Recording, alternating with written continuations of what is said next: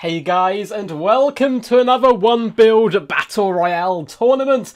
This is the third time we're doing this tournament, and lo and behold, we've actually made it ourselves to the quarterfinals. So you're going to get to see a glorious build from myself coming into action. But I hope you guys are all good. If you are new to this format, basically you design a build and you stick with that build for the duration of the entire tournament. Very inspired by Lawmaster of Sotek's tabletop tournament, although we don't do all the tabletop rules and all that kind of different stuff. So it's nice, a little bit different. Should be good fun. So up first is ourselves, a Rabadaka War up against Hanodins and his Beastmen forces. We will be bringing the Wood Elves. Then we have Eshin Assassination versus Grombrindle. I believe that is going to be Skaven versus Dwarfs. Lunacy's Undead versus Asafire. And then a Scander Two-Horned versus its current year, coming in with a really fun Hellebrand build. So I'm just going to pin you guys the bracket so you can see what's up. And then we'll get this thing started. What's up, it's current year? Davina as well. You brought a really cool build, Alex. Was excited to see it go a little bit further, but hopefully there is always next time. Hello, Jonathan and CJ as well. Hope you guys are doing all good in the hood. So, looks like we have no questions. And we should be good to start. Awesome. So we got a little bit lucky, so we were in round 2 straight away instead of round 1, and we ran into Beastmen. Now, as you can see from my build, it is a Rush Wood Elf force. We are going to get decimated and destroyed by any Dowie force we face, as well as quite a few other armies, and honestly, that's kind of the fun of this type of situation. Yes. Yep. So it's a little bit of a luck of the dice. We came up against Beastmen, and now we have to go in against Beastmen once again. Now, if they don't swarm us too heavily, we should be able to do relatively okay with our style of build. But likewise, in the bracket just below us, there is Grombrindle's Dwarf. So I want Grombrindle to win, because he's my man, he's a really cool dude. Coming over his Dowie force, and I love the Dwarves. But at the same time, I kind of need him to lose, because our build will really struggle up against such forces. And such is the risk of Dryads and Great Stag Knights. You ready to rumble? So we will be playing up first. What's up, Spooky Skeleton? Mr. Grombrindle himself is here as well. Tiago. Archers are all cowards. Insane. My Steam ID won't get you demonetized either, Duck. Oh god. Oh god, I can only imagine. So it's going to be a weird one. So the way we do this, if I do want to play my own tournament like this, I will show everyone my build beforehand, because some people decide to PM me them, some people are kind of quite happy for other people to see their builds. I always just put it on full display, so it's obviously completely transparent and so forth. I can't actually remember this guy's build, so it's going to be real risky. Like, if he comes in with some big scary monsters just to beat the crap out of our Great Stags, we're really going to struggle. We don't have too much anti-large, but we are coming in with a Glade Lord on a Mighty Dragon, of course, and I've actually been having a ton of fun with this build on Quick Battles yesterday. I played a bucket ton and had some really good success, but again, you kind of have to pick and choose when you use this style of build, whereas in this format, it's just what goes, you know? So let's form up our ranks here. And we're going to go for a little bit of a cheeky flank, I think. Do the old traditional flank overload system, which is very good for this type of build. Cool. Let's move you guys a little back. Get all our heavy cav on one flank. We have our branch wraith to support, and the dragon. And we'll put one cheeky unit somewhere else. Let's put him in the woods here for now. If we can hide them. Yes, we can. Cool, cool. So yeah, going to be relatively simple stuff from my build, of course. The idea is to bomb rush in, the stags kill everything, and the Glade Lord comes in to help support with the Helm of Discord, which is what he is good for. Now, in our first game, I need to be a little bit careful, because I'm running all my heavy cavalry together to really punch through. My opponent's Deadly Bunnies, who's a very talented player in his own right, dropped an Overcast Vile Tide on them and nearly won the game instantly, and luckily he managed to drag it back with the dragon kind of carrying the forces, so I'll have to make sure we don't get caught out by that again. Moo! Moo indeed, man. Moo indeed. Man, yeah, Logic's a good player, man, as well. Too much anti-large versus Dwarfs. Dwarfs are very good in this format. Heavily armoured, if your opponent hasn't brought enough armour piercing, then they're going to struggle. You kind of want to bring some anti-large as well in the back pocket, just in case you come up against, you know, triple large dinosaurs from Lizardmen. And then you run into Dwarfs, and all of a sudden your anti-large is basically useless, unless they've brought a Rune Lord, of course. Look, have fun. Let's do this. So this is going to be a real blood and thunder affair to kick off stuff on this stream, because we're just two Rush factions going to war. We're not a Rush faction, but we are in today's format at least. Let's go, Duck. Let's go. Let's go. So I'm just going to push up with you. Let's start getting real aggressive up on this flank. Without delay. Looks like he's going to flee before us. Classic Beastmen. Let's go try and slam these guys home. So Dryad's going to do good in a lot of these engagements.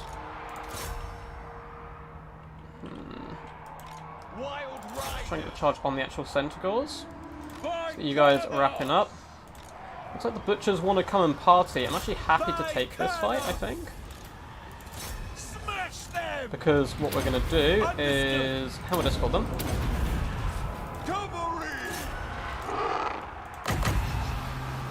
We're going to get a big old Earth Blood going down. Oh, that's a messy engagement there.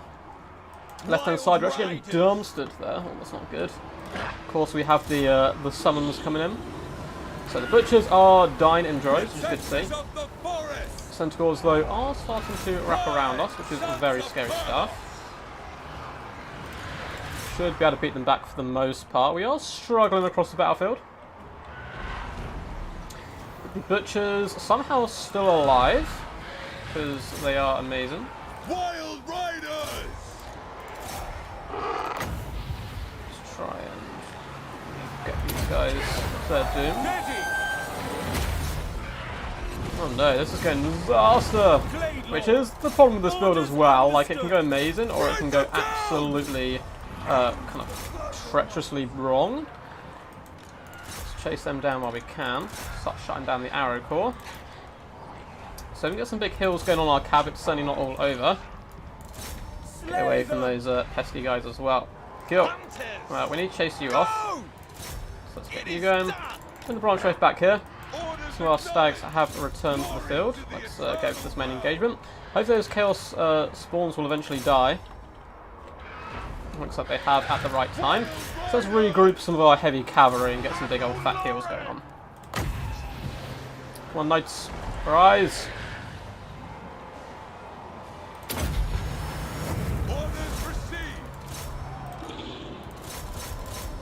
Let's chase off that caster. Dragon may well have to carry us again here today, which does happen. To war! There's still a decent amount of Centaurs left as well, so let's disengage with you. Let's pull over here. Cool. Bray Shaman is struggling hard now. Oh, the Butchers, still 7 models, Jesus! After everything we threw at them as well. Butchers of Calcan Guard are one of the best units, definitely, on the roster for the Beastmen. Let's hunt! I've got to fight them as well. Because that Shaman needs to go. Okay, let's try and pop back now. Try and fish them off for good. We did a load of HP damage to them. A little unlucky we didn't get any models, really. Let's get you guys back over here. Cool. Stag Knights got a decent amount on the back. We're going to have to kind of bring you guys over. Let's try that quickly. Nice big fat breath attack. Let's come down to the land. Cool, so tear out a lot of them as well. Butcher's still fine on though, they don't give a damn. Pop a heal while we still can. I think the archers may be the death of us, so let's try to get over here as quickly as possible. Getting you up in the skies. Those Centaurs with thrown axes are going to be a big old pile of hurt for us. The forest calls. I stand ready. So we need to try to get some heals going on. Let's keep pushing the archers. Ever ready. Oh, his Centaurs have come in. Very risky play. I understand it though. So let's charge after them.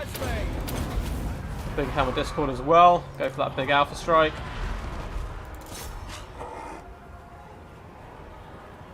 Let's pop that on you for now. Cavalry. Great stags pushing through. These guys struggling to keep up a little bit.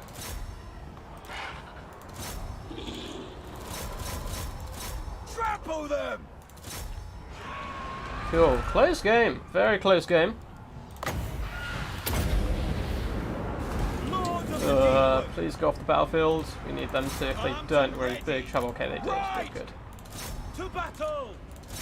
For Athel Lauren. So it's a close game. Ready and eager. We're doing pretty decent though. We've got a couple of breath attacks left as well. Now the Force Dragon should be able to outduel Morga relatively effectively. Looks like we've left some of our units around the battlefield. Let's just chase them down. As long as we can get rid of the Centaur of the Throne Axes, I think we're going to be in decent shape. Glade Lord. Let's get you up in the sky. Attack! Eye away. Cool, and then we just realistically want to chase. At once. With haste. Swift. Hurry. Keep making sure these Stag Knights want to push through rather than Battle. find Morga like this. Kill. So Dryads did finish them off as well. Let's bring you back. For Our Lady. Don't think we've got a Melkoffs just yet, but these guys are pretty scared for their lives, which is good. They're now broken. We're just going to continue to chase. Because these are one of the only kind of units that can fight Dragon particularly well. I mean, how much do we have for a Earthblood? Not too much longer. We should be able to Earthblood the Great Stags and the Glade Lord, I should say. I always want to say Glade Lady. It seems so right, but it's so wrong. Okay, there is some Mongol Spears emerging from the trees. Let's have a look at Terror time, indeed. Sad news. There was 19 Captain Morgan. We're down to the top 8 now. So this is the first quarterfinal. We're going to be showing all the quarterfinals here. And it's, me up against Hanodinis first. And it's a close game. Very close stuff. We still have 2 breath attacks left, which may save us. I'm not sure if he's used up both of his Chaos Spawn summons yet. So you've got to be a little careful there. Let's start bringing the guys back. Start getting ready for the final showdown. Ready to hunt. As we push forward, let's get the Dryads attacking as well. Hunters. We do not have many forces left. We're still outnumbered. We're not out-dragoned, which is always a good sign. For Athel Lauren. Actually know where his forces are. There we go. Looks like he's running away from us. Probably trying to regroup with his own troops, which is fine. I'll keep attacking with the Dryads.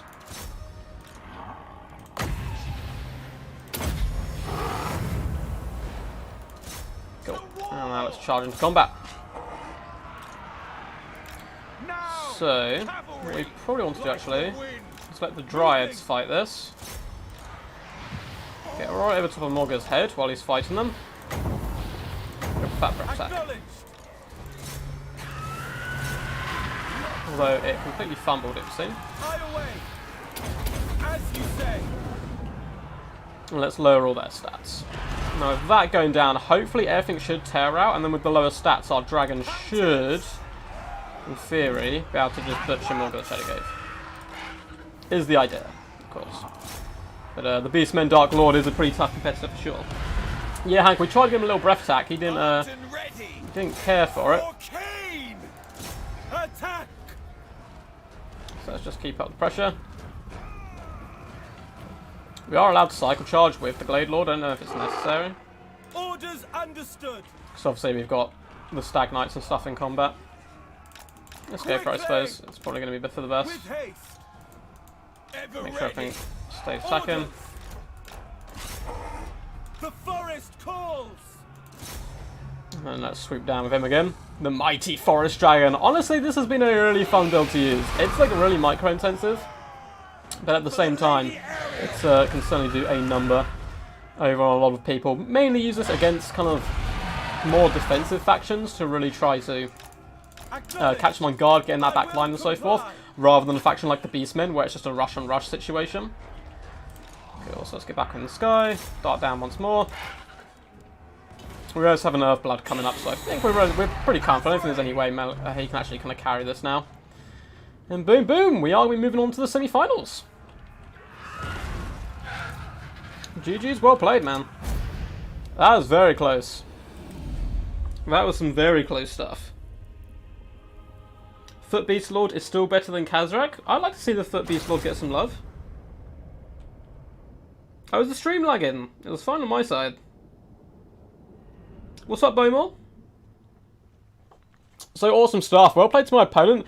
The Dragon Lord once again carrying in this matchup. He's very good against the Beastmen. It would seem 3k damage value. Great Stag Knights 2.2, 949, 791. And of course, Dryades across the board kind of held the line. The Butcher's Cane Guard nearly screwed us at the start. They were just so tough and tanky and regenerated a lot. A really nice surround as well from the Centaurs come in. I honestly think my opponent played a little bit better than me, but my build was better designed to kind of take his one down. Yeah, man, fun. Close game. Awesome stuff. So I'm just going to update quickly the glorious One Build Battle Royale challenge page.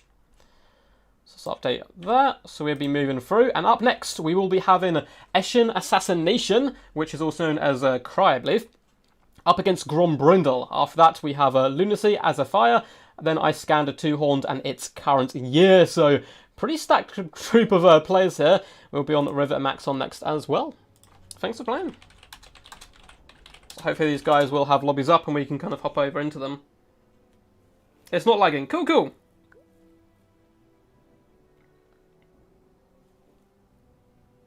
Oh man, this dragon loves a carry. Good luck for the rest, thank you.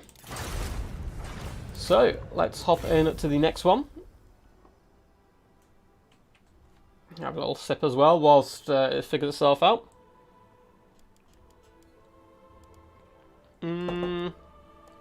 I don't see it. Let me drop Grombrindle a little message.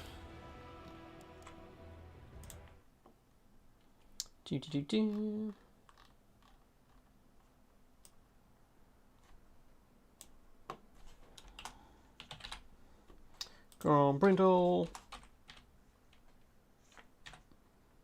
And Cry is free.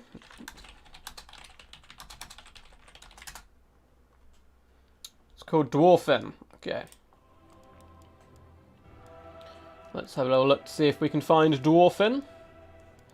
Should be able to see it if I'm 99% sure I'm friends with Grombrindle on this, so.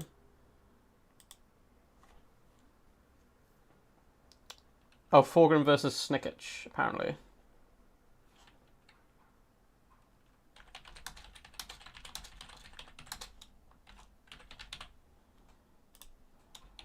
Cool, we'll get these guys to send their invite.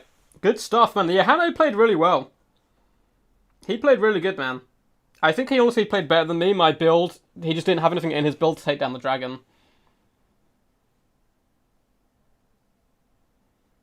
Which is the only thing.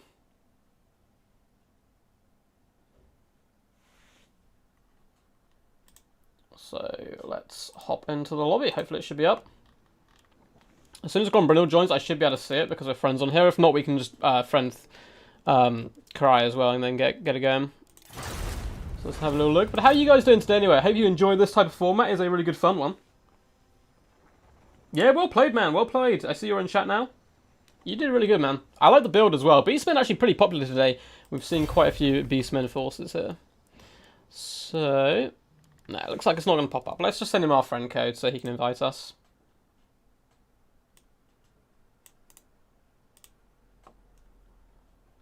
That's going to be the best way, I think. Yeah, dwarves in general have been really strong here, and my build is very bad against dwarves, but a lot of the dwarf players have been knocked out at this point. I think people have started to become prepared for the dwarfs, so they're like, no, you shall, no longer shall you kind of terrorize us. And there was a big cry early on for people to bring anti-dwarf builds. Cool, so we've added him as a friend now.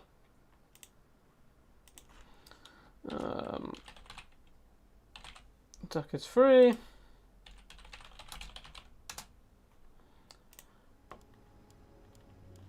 Ah, I saw it. I see it. There it is. Thorgrim versus Snicketch. Awesome. We will open the spectator slot. We have 8 different factions in quarterfinals. Hell yeah, man. I mean, Dark Elves won last time as well, so. Hey.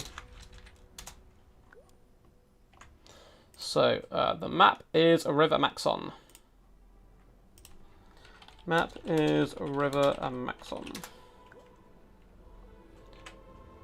So let's update the scores as well. So left-hand side is going to be Cry is 3. Shall move his name down to fit nice and lovely as well. On the right-hand side, we have Grombrindle, who is playing underneath the name Chad Forgrim today, which I fully approve of. And I'd love to get a picture of... I might be able to do it at some point. Oh God, we've got to make his name so tiny to fit in. There we go. Chad Forgrim. And I don't know if you guys can see this, but his picture is amazing. It's Forgrim wearing some shades. Good to go when you lads are. Yes, yes. I am the Dark Elf now. Yeah, its current year is representing, so trying to keep the Dark Elf hopes and dreams alive of once again securing this. Our first ever one build battle royale was won by a dwarf player, Aldby. Came with a really cool, big, fat, juicy dwarf build, and then the next time was won by Ice Powers Dark Elves. But who's still, to win it? There's a lot of forces left. Beastmen have just been taken out. Wood Elves do progress, but we have Skaven and dwarfs both left standing, as well as Dark Elves, Vampire Counts, I believe, and I can't remember what the other ones are off the top of my head. But don't worry, we'll be getting to them very shortly. I think Bretonia. I think Iskando is a very, very talented Bretonian player, so he's most likely brought them to the fray. But yeah, it's current year, man. I'm backing you to keep the Dark Elf dream alive.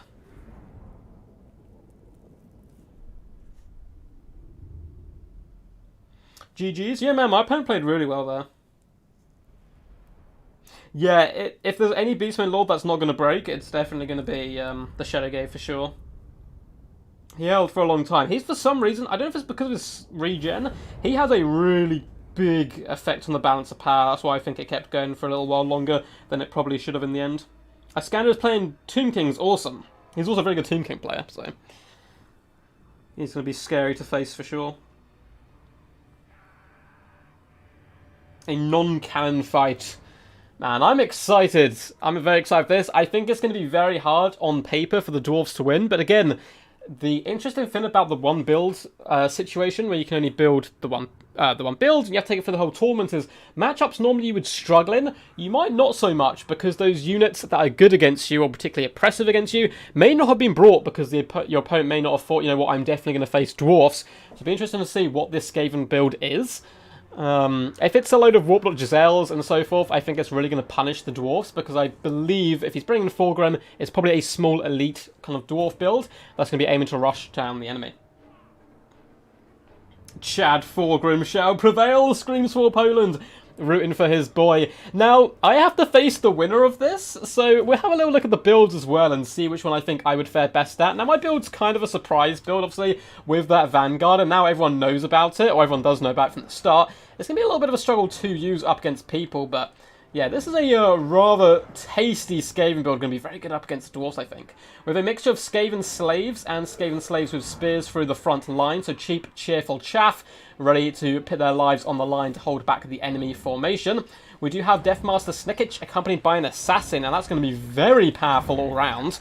Coming in, of course, with the snare to pin enemies in place, Deathmaster Sigil and Whirl of Weeping Blades. That assassin looking particularly gruesome. Trophy heads as well as the rival talisman. Is it rival hide? There you go, rival hide talisman. We have a Plague Priest as well on his mighty rocking device. Coming in with Scrying Stone, Vermintide, Wither, and Pestilent Birth. Is that Birth or Breath? Let's have a little look-see. It is going to be the Breath. Interesting, okay, so not spamming too many summons, but does have some in the back pocket in case needed. We do have a load of Rat Ogres as well to try and counter-punch the enemy, but it's the range core which is really going to be the pain for the Dwowie here. We have Poison Wing Globadiers, looks like 2 units, and triple Warplock Giselles. Oh, all the disgusting stuff that is good up against the Dwarvish forces. Now, for the Dwarfs, he's going to be hiding it in the forest for the main part, which is what I like to see. We have Hammerers in the main battle line, as well as Ironbreakers. There's a ton of Hammerers, Hammer Torpedoes, Slayers. The Warriors at Dragonfire Pass and more Slayers all accompanying Thorgrim on this left-hand side, who are going to have to dart to these trees before putting some pressure on the left-hand flank of the enemy. On the right-hand side, though, we do have some more Dwarf Warriors and the Goblobber, which is going to be really good here if it's enabled to fire for the duration of the battle. We also have the Ironbreakers and Rangers on a vanguarded flank approach, and this is the best I think that Grombrindle can do here. Try to break up the enemy, try and flank around where possible, despite the fact that it is going to be a relatively slow affair. Warlord Giselles are now going to be getting distracted as well. They need to deal with the Goblobber. It has a really nice discourage effect as well, which, with the low leadership of the Skaven, they could start to break off some of these Warlord Giselles rather quickly, which could start to cause all kinds of problems. The Hammers and Ironbreakers do break from the tree line, jump in with glee and pumping those dwarven legs to sprint towards the Skaven lines. But with so many Skaven slaves in their way and summons, it's certainly going to be a bit of a tough affair. Warlord Giselles are now being focused down as well by the now revealed Rangers, who are laughing whilst drinking a Bugman's, firing one-handed into the flanks of the Warblocks, who look like they're going to break 0 leadership, just up to 5 now. A couple more volleys and they should be done for. Goblobber, though, is starting to suffer. And beautiful play here by Cry is Free is going to bring over the Rat Ogres to this left-hand side, because they're going to be able to pound down the Dwarf Warrior bodyguard of the Goblobber and just simply push through, walk through. There's no Slayers here to protect. I would like to have seen one unit of Slayers in the back, but at the same time, the Goblobber has done a pretty good job of distracting the enemy. Looks like one Warlord Giselle has gone down. The Hammers are taking a huge pounding now. Warlord Giselles and Globadiers going to be having an absolute whale of a time. The mighty Chad Thorgrim himself is driving his forces forward, Slayers as well, eager to get to grips with the Skaven folk, and Deathmaster Snickage kind of vibing a little bit too long. If Thorgrim is allowed to catch him, he will pound his little rat skull into dust, and here he goes. Yes, Assassins and so forth are really tough, but here comes in Assassin's Trophy, Rival Hide Talisman as well, has all been popped. Thorgrim now needs to back up, allow some of those other units to kind of saturate in an attempt to save himself, because it looks like those Hammers are getting butchered to the last dwarf. Bad day so far for the dwarves. Goblobber has been shut down, left-hand flank as well. Rangers being chased apart by clan rats with spears. Dwarf Warriors in a desperate chase now to try and save the day. Ironbreakers have got to a relatively decent position on this left-hand side, trying to burst their way through, but the Warlord Giselles have been all kept online and are rallying to their Skaven king. Hammers obviously going to be able to beat down Clan Rats in a beautiful little flank by the Chad Thorgrim. Going to be whipping them around to try and get into that back line, but will he have a front line to protect? That is the problem. Thorgrim is the focus of all of this long-range firepower, and he's a tanky boy for sure on his chair, but he needs to fall back to the trees for now. Allow the Warriors Dragonfire Pass to hold back the enemy. The double assassin are doing a pretty good job as well. Thorgrim getting very low now health-wise. However, the Hydrate Clawhammer Torpedoes starting to launch in, do some decent damage to the Rat Ogres. Poison Wing Globadiers, though, have a really nice firing arc. As you can see, the Skaven forces have started to surround the dwarves rather nicely here. Looks like we're going to have a big fat debuff of Wither going down, lowering the armor of the dwarves. Balance of power well and firmly in Skaven favour at this moment. The Ironbreakers will be able to do okay out against the Rat Ogres. It'll take them ages to kill each other. The Rat Ogres should be able to win that engagement, particularly with the Warlock Giselle help. Rangers are stuck in combat, and we have some Dwarf Warriors who no longer have a Goblobber to guard. Poor Thorgrim is just getting withered and shot to death from all angles. Minus 77 leadership is nothing that you like to see on the High King. Poison Wing Globadiers going to be finishing off some of these other units who are trying to shut them down. Looks like a brave 7 Slayers, though, who are deciding to rather fight to the death than fall, and they're desperately trying to chase down those Poison Wing Globadiers. Hammers as well pushing forward. Slayers are engaged now with the Warlord Giselles, but all of the Giselles have got so much damage so far. Plague Priest is surrounded at the moment, but again having a whale of a time. Without support, Slayers will go down. Hammers continue to desperately chase forward, but their morale is wavering at the sight of their king falling them, and as the king's bodyguard, it is their sworn duty to go after him and help protect him, so they do decide to valiantly retreat there. Now, it looks like the Skaven will be coming through with the victory here, which, you know, again, is a bit of the luck of the dice. Unfortunately, for Grombrindle, his dwarf build really was not prepared to face such Skaven onslaught. And the poor Slayers now all getting laced in the bum by the Warlord Giselles, doing a really nice job here, pounding them down. Slayers will be disappearing, unfortunately, into the afterlife. But they're going down with a little bit of gusto, slaying enemies, fighting Rat Ogres, getting shot by magical sniper rifles. It's a good day to be a Slayer, even if your head is being popped off there by long range. I think Slayers would actually really hate to die from long range. They probably kind of dislike artillery and such units in general, I would say. Looks like one Slayer still draws breath. The Chad Thorgrim is going to continue to fight as long as there is a Slayer still going. but he won't be going for much longer. Rat Ogres do just absolutely smash him into the dirt, but he's going to get up one more time and continue to fight. But look around the rest of the battlefield, doesn't look like there's any other dwarf forces left scrapping. Bad matchup, low, unlucky-o. Yeah, man, that was a bit rough, unfortunately. Thank you, Hank, thank you.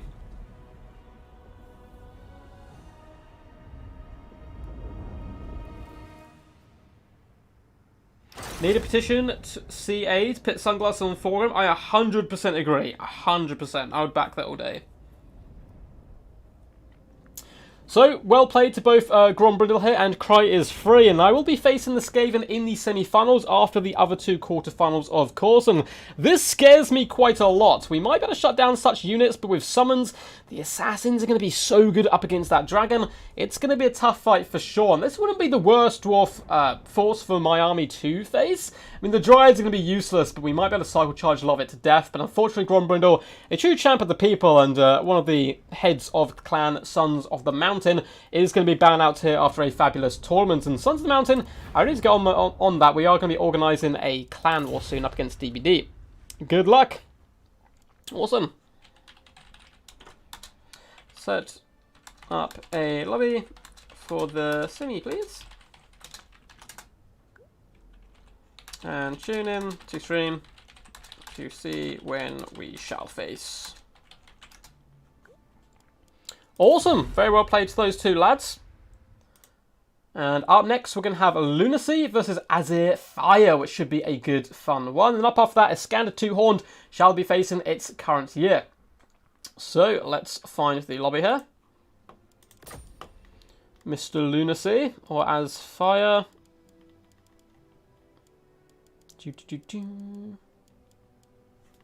Let's ask him what the lobby name is. Let's see.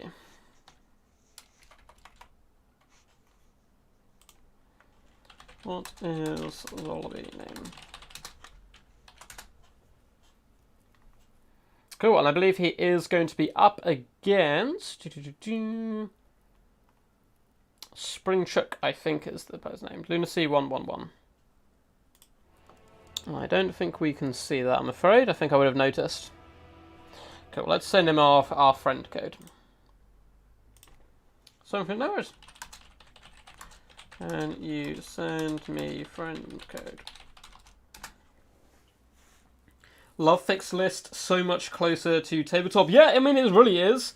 I used to love tabletop tournaments back in the day as well, so... Yeah, Grombrindle man, you fought well, but that was just a really tough build for you to take down. Pumplechuck, yep, it's going to be you, man, versus Lunacy. Cool, just getting Lunacy's friend code here. So we shall add him. Boop.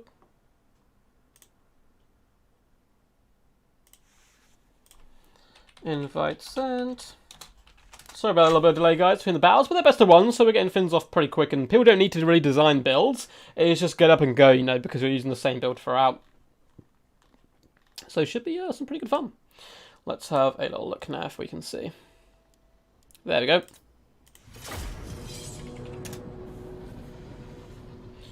Looks like we are good to go. The Skaven list is a rough one to beat. Man, that is a good Skaven list for sure. There was a really nasty Greenskin one as well at one point. I wonder if it's still in. Oh, it's probably Pumplechucks now that I speak of it. But it's going to be a tough time because Greenskins and the Vampire Council is pretty rough for Greenskins. And it's a matchup you really have to prepare for. And of course, these guys can't, which is always a little bit scary.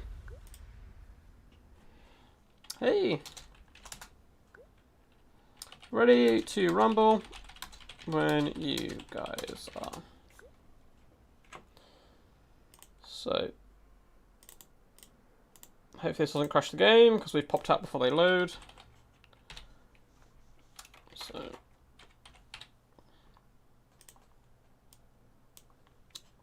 cool, and right one, we will just pit Pumple.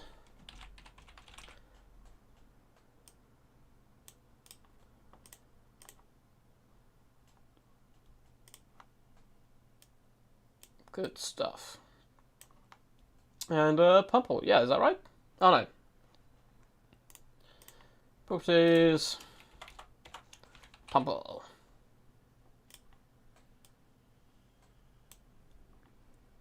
Cool. Looks like we're good to go. And we're loading, and the game didn't crash. Perfect. Excellent stuff. Rubber Duck, did you see the elimination round of Legendary Lords Tournament? Imrik took out Grom and stole the show. No, I did not. Is that on Turin's channel? I'd love to see that. And be some pretty cool stuff. I'd love to represent like one of the Lizardmen Lords in one of those at some point as well. That'd be really good. But anyway, for the Force of Lunacy, let's go over here. As you guys, of course, haven't seen this before, we have a ton of zombies to throughout the front line. Cheap, cheerful, and summoned to be here. These guys are just rotten meat sacks ready to absorb some damage. And in the back burners, we have a couple of Graveguard with great weapons who are going to be supporting them, and some Crypt Horrors on the flank. Right to the back, we have some Blood Knights as well, for some lovely anti-large. Looks like we have two of those bad boys. We have a Strigoi Vampire Lord, something you don't get to see every day. He's looking pretty ferocious. I was actually going to use him as a thumbnail as well for the live stream, so that would have been perfect timing, but well. He's coming in with the Ghoul King, of course. Command of the Unliving and the Death Shriek. Down on the ground, we have a White King and a Necromancer. Invocation Heck, Raise Dead, all that good stuff. And should be a pretty good fun build. We've got the Dire Pack as well to help support. Bit of a rush with a few heavy hitters as well. Now, for the forces here of Pumpelchuk and his green-skinned forces, we have the Grom the Paunch, of course, on his mighty chariot, looking absolutely disgusting as always. Coming in, of course, with the Lucky Banner, to grate in his ear, and Language of the Boys. We have Goblin Big Boss, Sneaky Stabbings, and all that good stuff. We have a Giant Ritual Hag with a Humble Spirit Leech. Goblins will be making up the majority of the front line, it would seem. They're going to be going down very quickly here in this matchup. Although we do have the 8-peak loons as well, certainly can do some nice damage. We have the Rusty Arrows, a couple of units of Stone Trolls, some Orc Biggins as well, who are going to be pivotal here and trying to keep them fighting.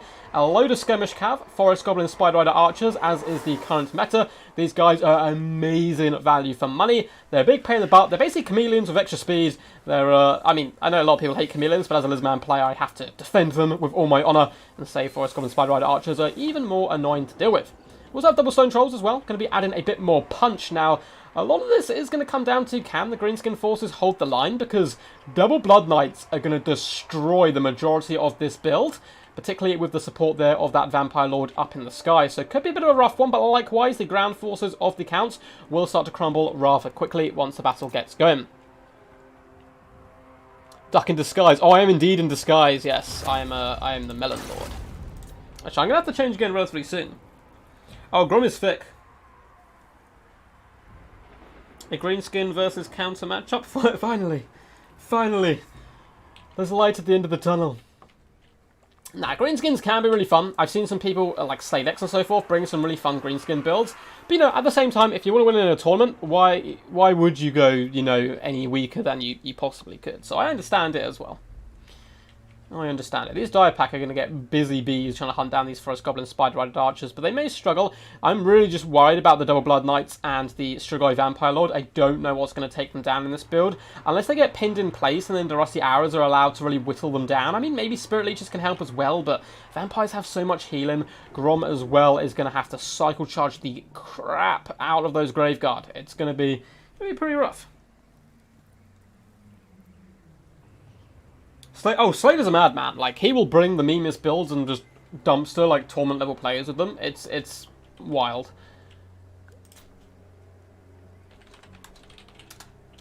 Let's give them a little good luck, have fun, lads. Have a little sip of our drink to keep us alive. That's that good stuff. It looks like the battle is well and truly underway. The zombie herds shall be approaching now. Forest Goblin Spider Rider Archers want to be careful.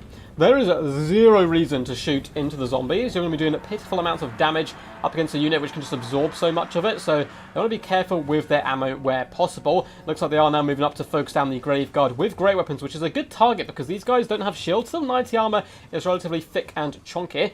But if you can spread out the healing damage that the Vampire Counts player will have to do, you can certainly find yourself in a relatively decent position. Zombies will be pushing off the Forest Goblin Spider Rider Archers, however, allowing the Graveguard just to survive. They are pulling back as well to stop themselves from taking too much damage. Looks like the Strigoi Vampire Lord simply waving his hand at the moment at those Forest Goblin Spider Rider Archers, saying, "One day I'll get you, kids."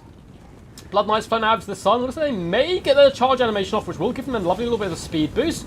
But the Forest Goblin Spider Rider Archers are able to withdraw backwards and live to fight another day, but continue to poke down the Blood Knights from long range. Strigoi Vampire Lord as well, taking a tiny little bit of poke, but nothing he will really care about at the moment. This White King is going to be deadly in the middle of the Goblin force. The Greenskins playing rather defensively, which is their right, as they are skirmishing forwards, and it's a good idea. The Rusty Arrows going to be pivotal here. Now, I'd probably take Grom out to one of these flanks, probably the left-hand side, away from the Blood Knights, and just start cycle charging down all the chaff and hard-hitting units. Like, the Strigoi Vampire Lord, you know, if he starts flying over, then you pull back, but if he's going to sit over here on this right-hand side trying to juke the shots, definitely bring him over, man. It's a really good idea. So, for the most part, though, the Night Goblins Fanatics are going to be in the front line as well. It would seem these ones Fanatics as well. Looks like maybe they're just the basic ones. So, just some basic Goblins, and we have the Night Goblins as well. The Forest Goblin Spider Archers continue to retreat. It looks like a fat Spirit Leech is going to go down on the Strigoi Vampire Lord. Now, the Greenskin player needs to be careful. He needs to stay attacking. These guys need to continue to shoot. He can't simply wait around like this and hope the enemy comes to him. But it looks like he is repositioning and launching some shots into those zombies as he goes, and Grom and so forth are going to be starting getting a little bit aggressive. Strigoi Vampire Lord takes some damage from that Spirit Leech, but nothing too crazy. Still plenty of room to heal as well. Continue to juke back and forth. Direwolves as well, falling back on the left-hand side, allowing the slow advance of the zombies to bumbersly stumble forward. And if they end up taking the Fanatic shots, it's not the end of the world. The Vampire Counts won't care too much. How to counter Slayer counter builds that you think would normally be the weakest component of a faction, because he will always find a way to make them OP. That is I agree with that completely. I agree with that completely. So who's your money on, guys? Who do you reckon is going to win this now that you've seen the builds? And honestly, I think this has been kind of good for the Vampire Count straight away. The skirmish play, they haven't been able to hit many key targets, and they've used up a ton of ammunition. Now, that is a bit of a better volley. Big Spirit Leech coming down on the Strigoi Vampire Lord, and Miva to slow down the Strigoi Lord as well is a really good play. Now those volleys might actually connect, because the juking has been on point from Lunacy, and all the shots continue to rain in. Big chunky damage now coming in on that Vampire Lord. Although the Ghoul King has gone down, going to be increasing his health by 1.5k, so he should be topping himself up nicely here. Grom is going to push forward into the Graveguard now that the Vampire Lord has been dragged out to the left-hand side. Really lovely play so far by the Pumpelchukmeister himself and the Greenskin forces, but the ammunition is a little bit scary on the Forest Goblin Spider Red Archers, I must say, and they're needed to help take down these pesky Blood Knights as well as the Vampire Lord. I don't think the Stone Trolls will be enough on their own. Goblin Punch continues to roll through troops. No kills so far and really didn't have too much of an impact. The Rusty Arrows are now online, going to be unleashing some shots, but it looks like they're actually going after the Graveguard, which again is a relatively decent target. Big Spirit Leech goes down on the Vampire Lord, and the Graveguard are now taking a bit of a pound, and a big engagement over on this far side. Stone Trolls pounding down Skeleton Spearmen. Blood Knights are here to support, and the Goblin Big Boss with the Great is here, is about to get sniped. Vampire Lord comes down on him, as well as Grom, but Lucky Banner has been popped, and Grom is one of the hardest characters to snipe in the entire game. It looks like the Blood Knights will be starting to float into the back lines as well. They need to shut down these Rusty Arrows, who are pouring fire in onto the Vampire Lord, lowering his armor, poisoning him, and he's going down. Grom and the Big Boss just sneaky stabbing him where possible. Even the Giant River Troll Hag is getting in there, and the War is popped. A lovely play by Lunacy, though. It's going to be falling back where possible. They need stabbing on him was a really nice play by the Greenskins. Blood Knights have now flooded onto the Rusty Arrows. Taking them out of the game is going to be huge. Frontline engagement is going rather well so far, it would seem, for the Undead for the most part. In the centre, though, Fanatics are destroying the zombies and Graveguard.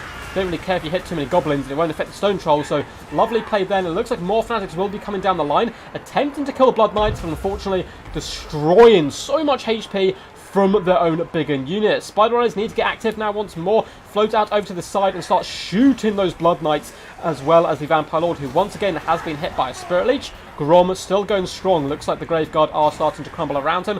Looks like they do get active, how the Blood Knights will be chasing them off, and they're going to get sandwiched between the Blood Knights and the Die Pack. Beautiful trap set here by Lunacy, and with skirmish mode on, the Scuttlers will struggle to get out of this, although it looks like for the most part they've relatively gone in the right direction. Blood Knights did actually give up the chase a little bit. Over on this side, Orc Biggins are in the wrong fight. Likewise, the Stone Trolls, they need to be helping out Grom in this main fight. This is what is going to win or lose it. A absolute flustercluck of a fight here. Stone Trolls continue to fight alongside Grom the Paunch, but Cycle Charge and Blood Knights will be enough to turn this engagement on its head, I think. Vampire Lord once again hit by a Spirit Leech.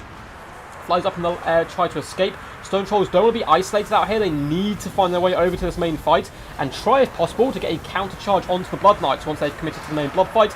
It looks like that is too late. Night Goblins will be here for a little bit of support. Blood Knights are struggling quite heavily. A lot of healing has had to go on the Vampire Lord himself. And the Blood Knights getting pounded. Mighty swings from the Stone Trolls, crushing vampire skulls and horses. And it's looking pretty good so far for the greenskin forces. Grom has just remained an absolute rock in the centre of this big old blob fight over here. Necromancer looks to be going down right now. Stone Trolls as well helping support Grom up against the White King. Graveguard also doing a pretty solid work. Forest Goblin Spider Rider Archers are kiting the die pack rather nicely here, doing some good work. Night Goblins are currently fleeing as well. More Night Goblins are terrified. The Blood Knight's Invocation Heck has been popped on them. It looks like it was used to heal up a group of people, but they are crumbling into dust now. Some of the Spider Rider Archers have been caught though, and this is a little bit of a slip up here. The Blood Knights getting with those Lancers will butcher these guys insanely quickly. Some of the loons are be spinning once more. Did some nice damage to those Blood Knights, although they may catch a few of the big ones. Nope, just whirling by. Looks like those goblins knew exactly what they were doing. Another Spirit Leech goes down on the Sugar Vampire Lord, and he is at his healing cap. I haven't seen him using any of his breath attacks yet. I feel like sniping Grom is always a bit of a mistake. I think it would have been a better idea to try to snipe the Death Hag first, and maybe the Goblin Big Boss, so you have to leave Grom. But it's such a hard choice. You really want to kill him because he's such a big menace on the battlefield, but he is so disgustingly tanky, particularly with the Lucky Banner. But it looks like Vampire Lord is going to come in once more and do some huge damage, making me eat my own words there. But Amiva has been popped on him, and they need stabbing, and this could be the end. White King desperately holding on. Some Crypt Ghouls as well as zombies trying to get over here into the main fight. Good cycle charging has been done all game so far by the Blood Knights and the Shigoi Vampire Lord, but can they keep up? The Greenskins have just formed a mighty fist to punch whatever they deem necessary directly in the face. Shigoi Vampire Lord once again does get hit by a Spirit Leech here. Charges down, trying to assassinate Grom once more, who's getting, let's see, I can't see his healing cap right now. Where has he gone? There he is. Still plenty of room left. And because it's going to be a slow, drawn-out phase at this point, it's going to be pretty tough here, I think, to actually kill him quickly. A lovely little Skeb Escape comes down by the White King, doing massive damage to people here. Up to 95 kills with that, doing some solid work. It's going to be slaughtering a couple of the Orc Big Guns as well, but he is crumbling into dust. Balance power getting dangerously close to army losses as the Blood Knights flood in one last time. Desperately to try to break some of the Greenskin forces, but it looks like the Counts are the ones wavering. And the true villains of the Total War Warhammer scene right now, the Greenskins, will be moving on to the semi-final. Very well played there by both these lads. Lunacy is an incredibly talented player as well, so it is no small feat to take him down, but Pumplechock was up for the task here. Really nice work by him. Grom the Paunch, 202 kills, 1.7k damage value, but more importantly, it was a tank, just absorbing all that damage. Giant Ritual Hag, 2.2k damage value as well. And honestly, the Fanatics did a pretty good job across the board. 1,000 damage value, 840, 960. Oh, disgusting stuff. Big Guns as well. 500, not so good on this unit, but the other one, 1,200 damage value. And it looks like the Goblins did good across the board as well. And the Stone Trolls, 1,000 and 1,400 damage value. Now, the Blood Knights, 900 damage value here, 979, nothing too crazy. 2,000 on the Shigoi Vampire Lord, but alas, it was not enough. Looks like the guys did leave, which is all good. For future, if anyone who is in chat is me playing, please do wait in, because otherwise sometimes it will crash the game if you leave like that, but it's all good. So, it looks like semi-lobby is... Okay, it looks like that is already up. No worries, Rusty Jim, just seeing your message, and we will be moving on to the last quarterfinals, which is Iskander versus its current year, and I believe I can actually see the lobby somewhere here again. So let's quickly update the scoreboard first. So we do, it's current is what we're calling, just for short, nice little cheeky nickname. So it's current. And he is going to be up against the mighty Iskander, who is one of the finalists of DBD, which may be next Wednesday. I'm still waiting to hear back from a few of the players. I think actually Iskander and Alec Rao, so I need to message them, but I believe Talcor and Ice Para are both free for that, so that should be some good time. And let's hop in here. Spectate, 1, 2, 3. GG's, oh yeah, sure man. What the Dutch flavour? One day the Greenskins will be nerfed, one day. Dutch, did you send me a replay, by the way? Because I think I was going to... I seem to remember your name.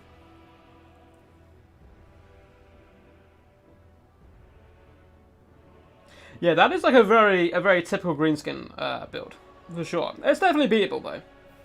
Definitely Beeble. But it looks like we are going to be having our last quarterfinal here between the Tomb King forces. Death is only a great adventure. Love that coming from by Iskander. It's Coitus Inflammation says it's current year. He was trying to use a name which wouldn't demonetize me, but I think he was feeling a little bit rowdy. And representing Extreme Meme Team and Helebron herself. So coming in with these sub-factions. Hey, hey. Map is... Let's have a little look. The map should be Einsand Desert. Oh no, Oakenhammer.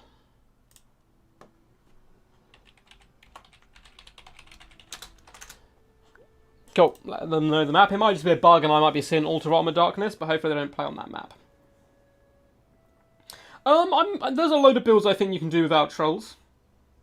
But trolls are very good. Stone trolls, man. For sure. Yeah, he's definitely a simp for Helebron.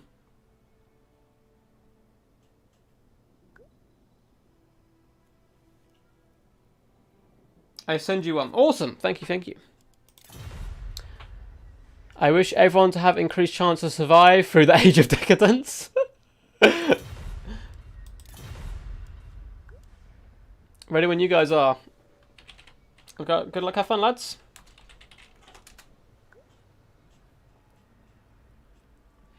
Also, I hope that such kind of a tournament will help somehow to understand in what reality do we live. Looks like we got a poet here. Coming up against the mighty Helebron Isim. Can we interesting one? She's actually pretty good up against Tomb Kings in general. I think she can really chair through infantry very quickly. And the build in general is really fun, actually, from its current year. I really like the fact he's gone for the Knights of Ebon Claw and quite cav heavy in general. It'll be interesting to see how it works. I'm not sure what Sorceress this is. If it's fire, he should be in a relatively good position here in this matchup, I would think. Unless his opponent's gone rather large, kind of Cetra and some big kitty cats, in which case he may end up struggling a little bit.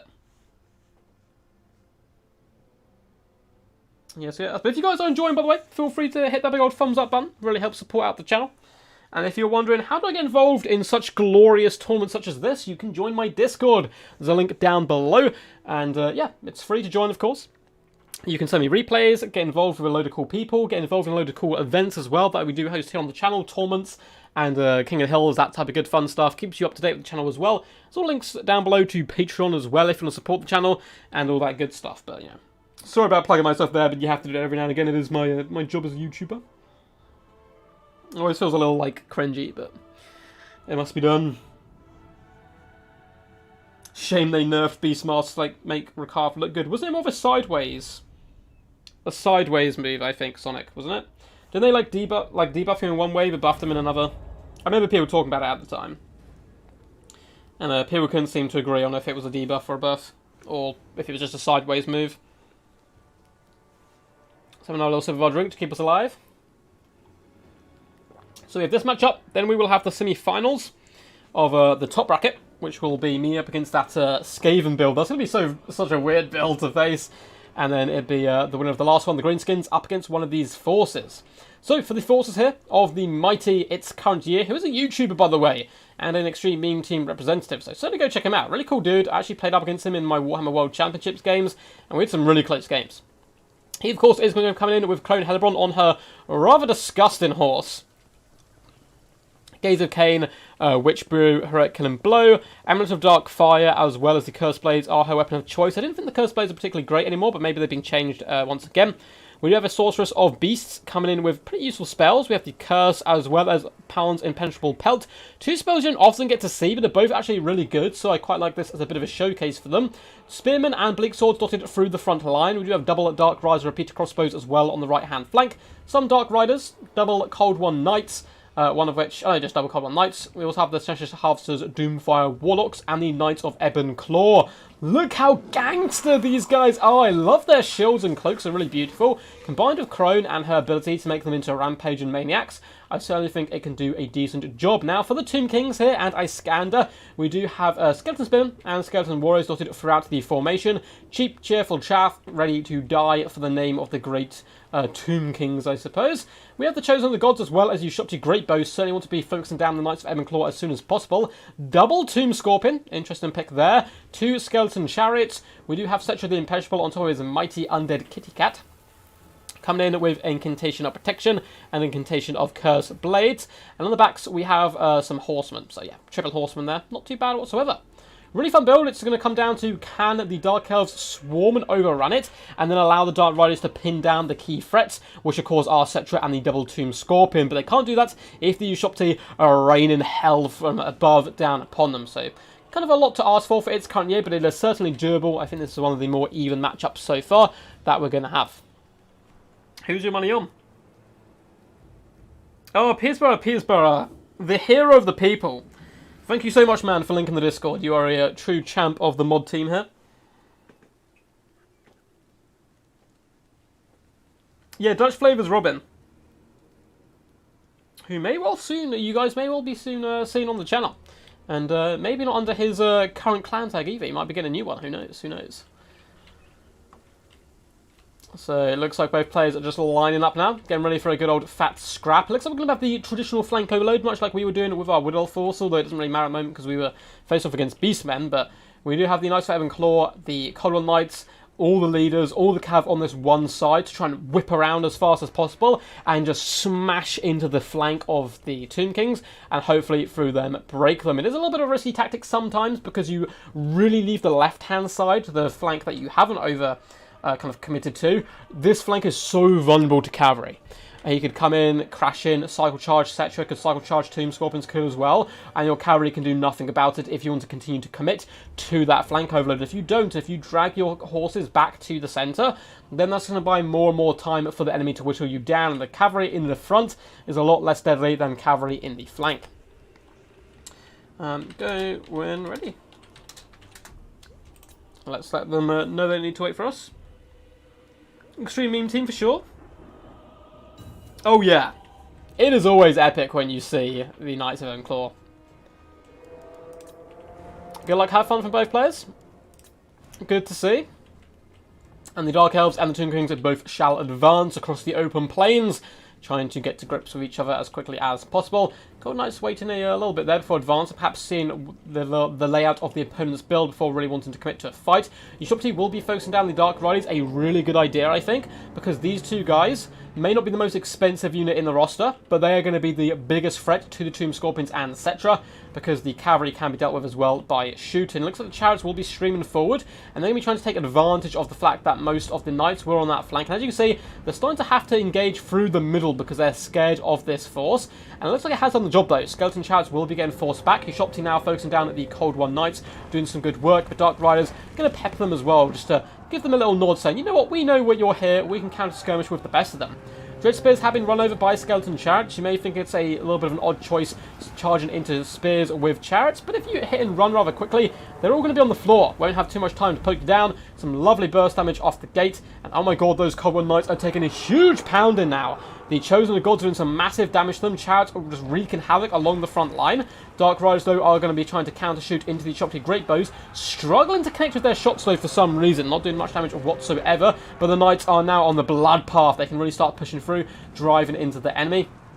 Cold One Knights have managed to catch some of the Skeleton Chariots. Knights of Ebon Claw and the Tenacious Harvesters have dived in here, and this is really bad news all of a sudden for the Tomb Kings, as this chariot shall be going down, but it is bunching up all the cavalry force. They're isolated as well away from their hero corners from the other knights, and then all of a sudden Cetra and the Double Tomb Scorpion is going to come over here, and the Dark Elf forces have been split. Chariots will be done for, but the Chosen of the Gods raining fire down into bunch troops is going to be a good day for them. Crona Hellebron has rampaged into the Ushopti Great Bows and is butchering them to the last contract. Cold One Knights as well doing a good job, but the Horsemen counter skirmishing likewise doing some pretty good work. Dark Riders trying to find a home.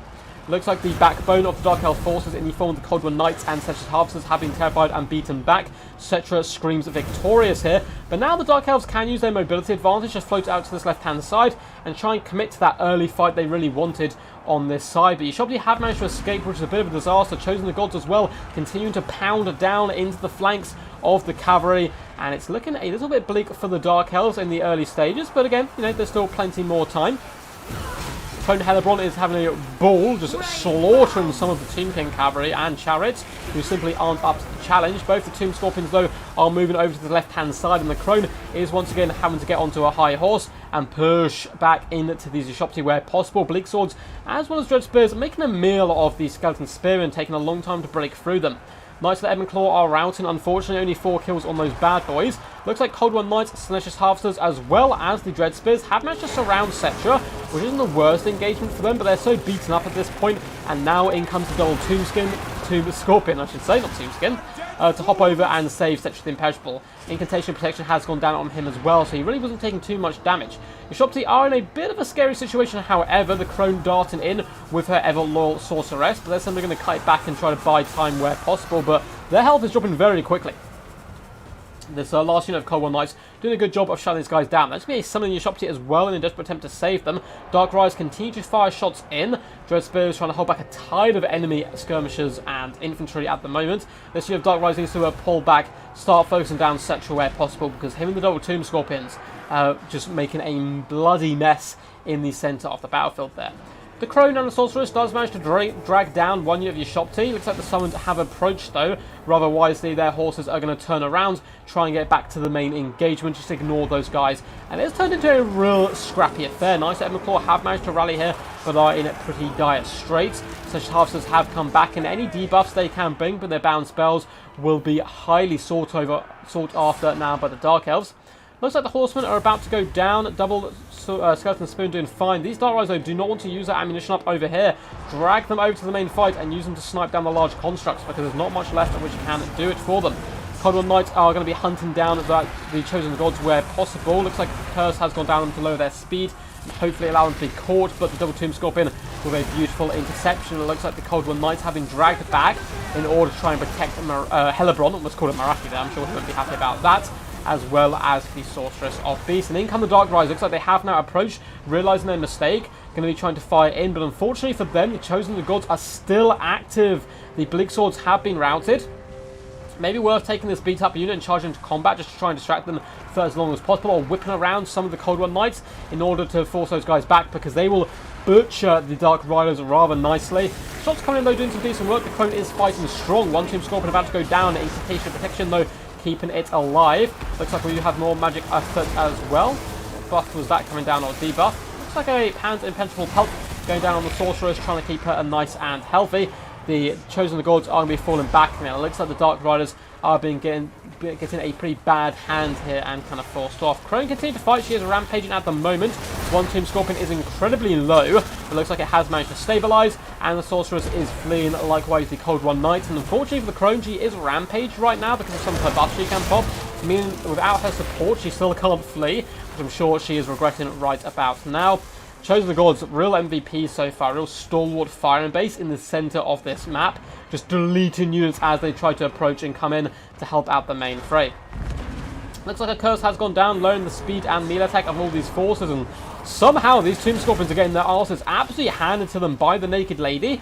And Incantation Protection down on one Tomb Scorpion, but both of them getting pretty low. If these Dark Riders can ignore the Chosen Gods, if these guys can be shut down by somehow, and these guys start pouring in missile fire, I think the Dark Elves are in a really good chance, and they bring down a Tomb Scorpion. And it looks like they're coming off the ultimate comeback. If they can isolate the second one while the Curse is still active, the Crone dancing into battle with joyful glee, carving up the Scorpion. It looks like it is going to be on the menu tonight, lads. Going down to just 5 leadership, minus 16. It shall be crumbling into dust. Chosen Gods starting to run out of ammunition, although there is some decent numbers of Skeleton Spearmen left on the field. Bleak Swords are returned to the field. Where are those Dark Riders? Looks like they have shattered, which is a disaster because it's been a really impressive display of the might of Crone Helebron so far. Second Scorpion that she has killed today, and she now hunts Cetra. She hunts bigger prizes. Now, if the mage survives, he's used a lot of Winds of Magic. Pray is not a cheap spell whatsoever, but if they can lower the melee attack of Cetra the Imperishable, it certainly could be worth it. Unfortunately, once again, I think the Witch Brew was a beautiful buff. Plus 24 melee attack, 50% armor piercing, 50% base weapon damage. It is really well timed, but Incantation Protection then goes down as a countermeasure from I scanned, and I think that is going to cause Crone Helebron to be unable to defeat Cetra. If she had baited, charged in, and forward back, I think there certainly was hope that she could actually kill Cetra rather quickly and assassinate him, and with that the Spearmen would probably break and run for their lives. Chosen Gods, though, have been an absolute rock in the centre of this formation. Crone Helebron shatters, and with that, Tomb Kings shall be moving on to the semi-final up against that Greenskin Force. Man, that was some crazy stuff. That was some crazy stuff. That was amazing. Crone Hellebron, 3,272 damage value, 14k damage dealt.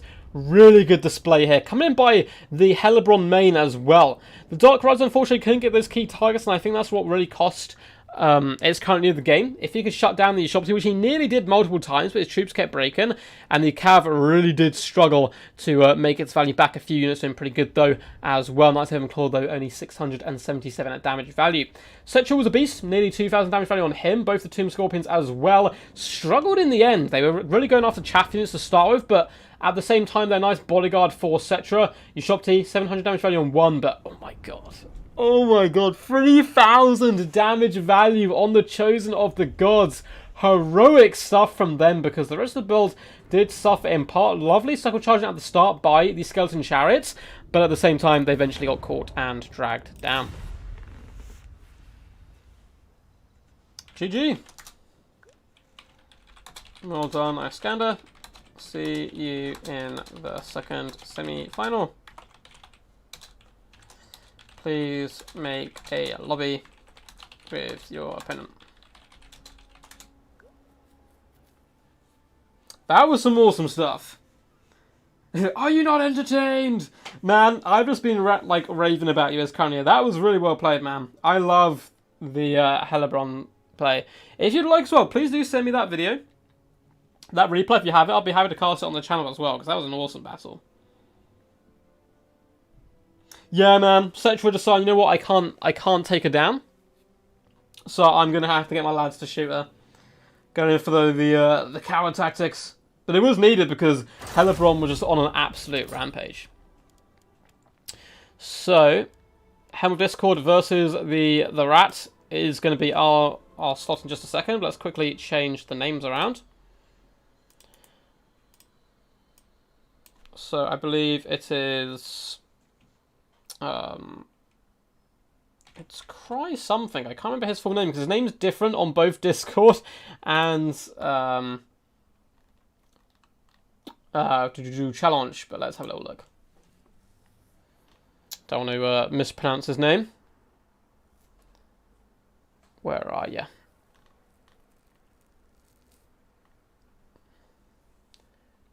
Cry is free. There we go. I don't know who Cry is, but they are free from their tethers, I suppose. So Cry is free. Up against Quack Quack, myself. Coming in with the Wood Elf Rush build. I actually really enjoyed the Glade Lord recently. I think he's pretty underrated.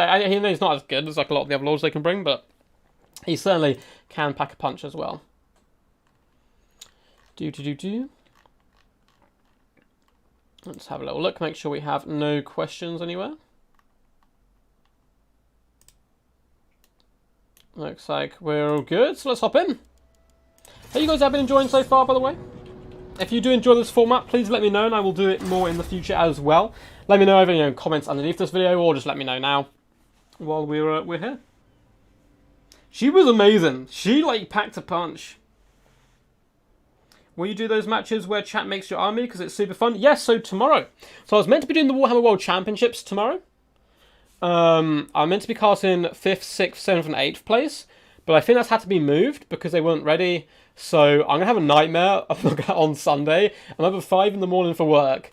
Won't be home till 5 in the evening. And then I need to cast those games live stream. So I'm going to have to load up on some serious hardcore hot chocolate to keep me alive to cast that. So that's going to be a fun one. So tomorrow instead I'm playing in a tournament and I'll let you guys, help design my builds and so forth. So let's figure out what the map was because I pre-did all the maps, I believe, to make it fair for everyone. And it looks like the map is going to be a Stalian Tomb shall be the map. Iron Sand Desert for the next semi-final between Lunacy and Iskander, and the final will be played on Eshin. So Stalian Tomb is the map.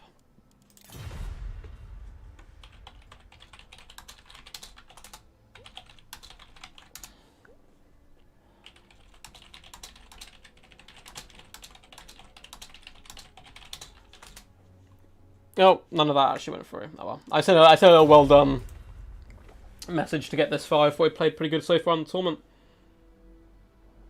Could you do this format of just extreme meme team members? Yeah, I mean, we can do like a clan war as well. I mean, DBD, XMT, and AC. I want to say it's AC. Are all kind of like sister clans anyway. So we could certainly do one with them as well, yeah. Man, they shredded the Scorpions for sure. They were hungry for Scorpion blood, man. They did massive damage. It was really quite impressive.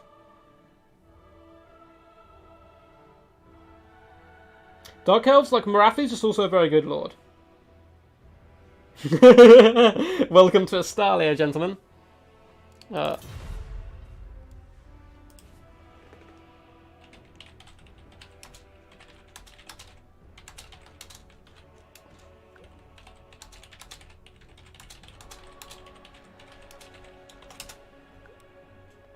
Oh, there he's there. That's the one. Look, have fun, man. Ready to rumble when you are. Cool. Well, I'm already up and then we'll get going. I don't want to rush him, of course. That's some good water. Good luck, have fun. Yes, yes. Oh, I hadn't actually selected an army. We got it saved anyway. The rush build, the dreaded rush. Which in theory should be good up against the ranged presence of the Skaven here. But I'm pretty scared. I think he's got enough chaff and summons to pin us in place. And it's not like we have a huge amount of cavalry. It's, the deployment zone looks really weird. It's kind of, shouldn't this be up here? Who knows? And he's kind of got enough chaff to hold us back, and our cav is really expensive glass cannons, so it should be enough to beat back Rat Ogres if we get the charge on them.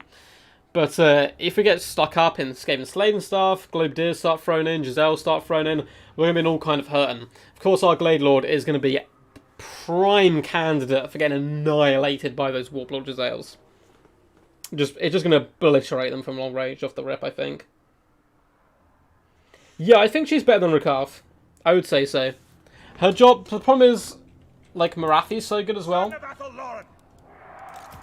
And being able to have a caster as your lord, who's also a good melee combatant, is really cost effective. And obviously if you bring Hellebrand, then you have to also bring a caster. Which can be a pain.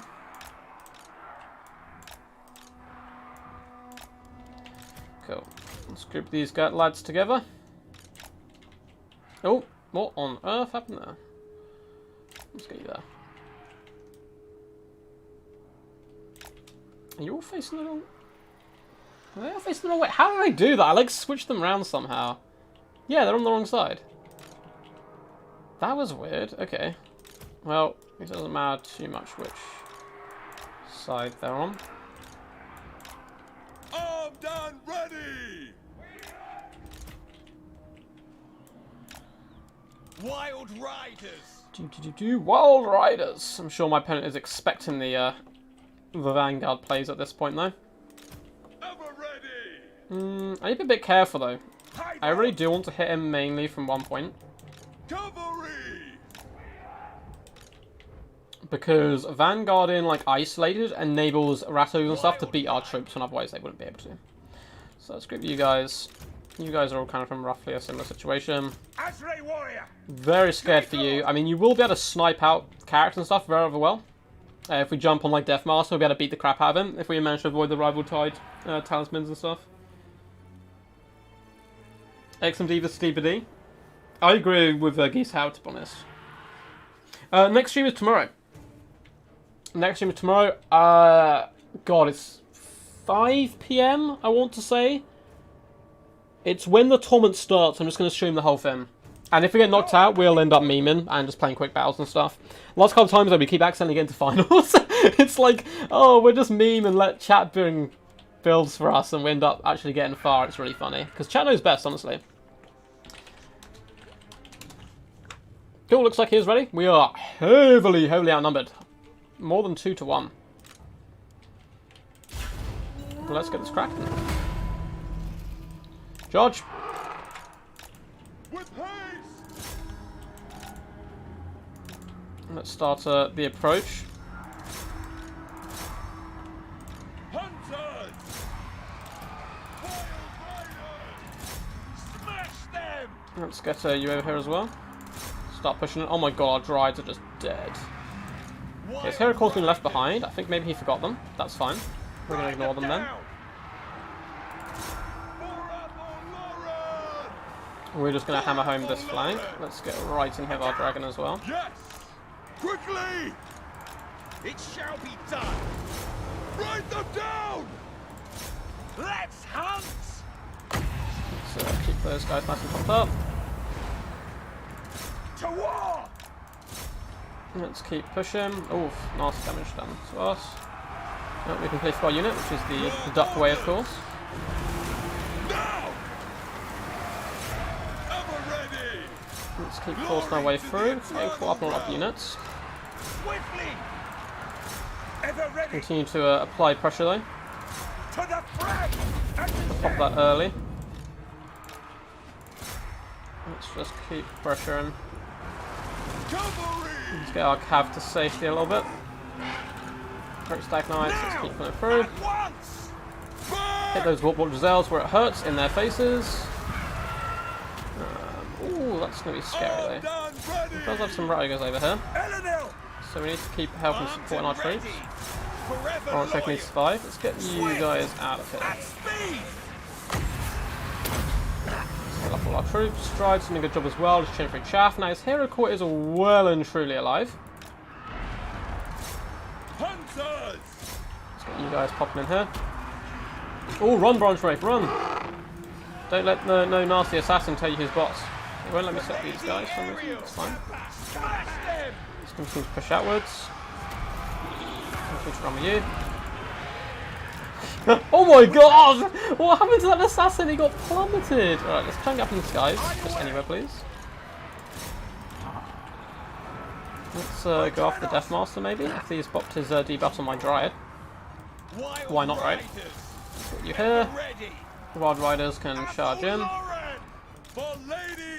You guys take them down. Bring our forces back. Ready! Okay.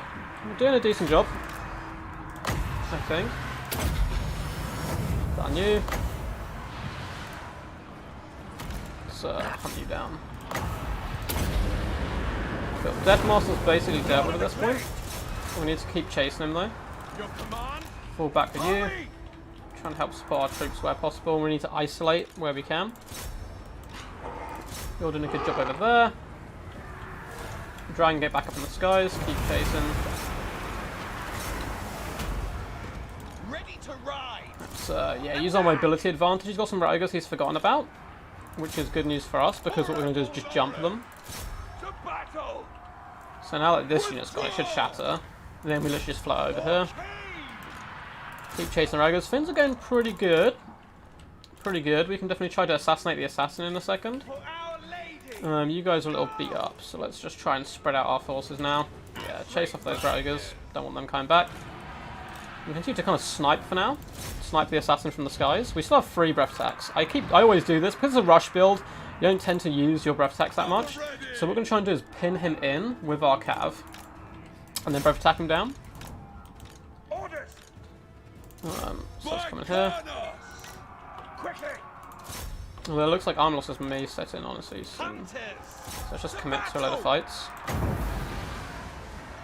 I'm actually going to just do it on clan rats, which I know doesn't seem cost effective, but it just gets rid of a load of chaff. Okay, bring the branch wraith back. Let's go after the assassin. Drop the debuffs. Get aggressive. Get you guys back over here. And I think there's not too much our opponent can do now. Because, like, his leadership just can't survive. Like, look at that. With the Helm of Discord, the Glaive just deletes the assassin. Understood! Beat the Plague Priest all day. Get you guys back. And it's just to finish him off, really. Let's just keep the heals coming. Just slow him down as well so he can't really escape. GG! The rush build continues!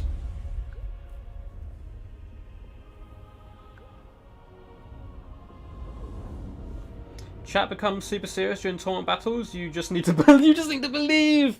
You need to believe. Well, that worked pretty well. 3,000 damage value again on the Glade Lord. I'm telling you guys, he is a beast. 1.4k damage on the Wild Riders. 1.3, 1.1. I think all around our build was enough in the end. I was a little worried about the Rougus, but I don't have enough punch. I think we got a little bit lucky here. Managed to counter my opponent's build, but 1.3k the Poison Wind Glomadiers, certainly not too shabby. The Hero Core really struggled. Plague Priest did pretty good, 1.3k damage value, and good use of just trying to assassinate the Dryad, so I didn't really have any chaff to charge into, but it wasn't quite enough in the end. GG, Assassin got assassinated, he did indeed. So GG, well played. That actually means we'll be moving on to the final, which is pretty funny stuff. Yeah, I don't think I'm going to be able to beat the Greenskins or the Vampire Counts, to be honest. We're giving it a go. But, like, we have nothing to catch the Spider Riders. Oh, no, what are the other two forces? No, it's Tomb Kings. The Tomb King build, what was it? Double Shock T, double Tomb Scorpion. It'd be more of a fair fight, I think. Peace out, man. I think it'd be more of an even fight. If I think we hit the Greenskins, I think we're going to have to play some kind of miracle here. To really kind of pull out one.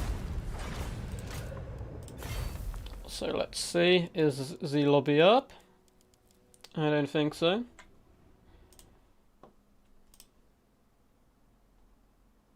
Oh, it looks like Spring Shock's just put one up.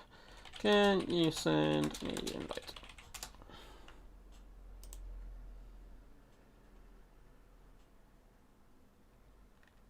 Good stuffs. What do you guys think of that one? Oh, it looks like they never updated this score. There we go. So, Pumple versus Iskander. Oh, I won't. Don't worry, I will not. So, we have the Pumple on the left-hand side, it was seen. Let's take that down. Add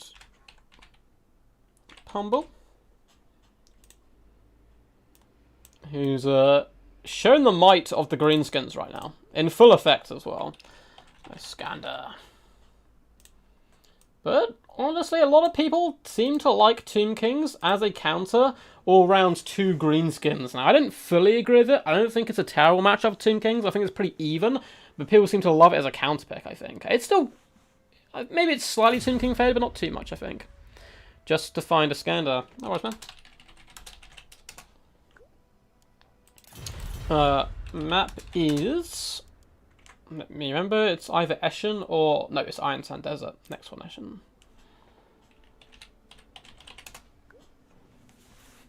But yes, always rooting against the Greenskins, says Felix. I mean, it's a good way to go. Thank you, Peter, aka the Mighty Goose. Yeah, the tournament organizer into finals seems legit. I honestly didn't expect the build to do that well, because if it ran into dwarfs, it was dead. If it's ran into vampire counts, it's probably dead. There's so many builds, or so many armies that it's just dreadful against. But luckily all the dwarfs kind of got eliminated for me, so that's gone rather well. So we're just waiting on the Mighty Iskander and we'll get going. It is Iskander, not Iskander. Oh my god, I don't know. I don't know the reference, I'm afraid. I think Vampire Counts are better than Tomb Kings, its current year. But I agree that Lizardmen are also a really good counter to them. Lizardmen, like the Triple Big Dino threat, is scary. Very scary. Best way to kind of deal with Lizardmen, I think, is to go really freaking wide with the Greenskins and a load of archers. But then that's risky, because the Lizardmen can suddenly mix up a little bit.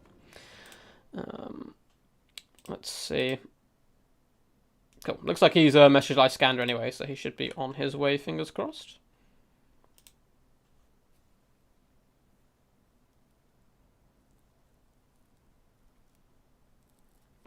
So I've received a load of messages, but I'll answer them after the stream. So not being rude to anyone who I'm not answering messages to, it's just obviously I'm going to focus on this for now. Guys should confess before this battle. Oh no. What is the plot twist going to be? I don't like sand. No, it's him, Anakin. A Sith deal. Only a Sith deals an absolute. I love it. The Tomb Kings who don't like sands. You what's up, Pummel Chick? Yeah, man, no worries. We're all good to go.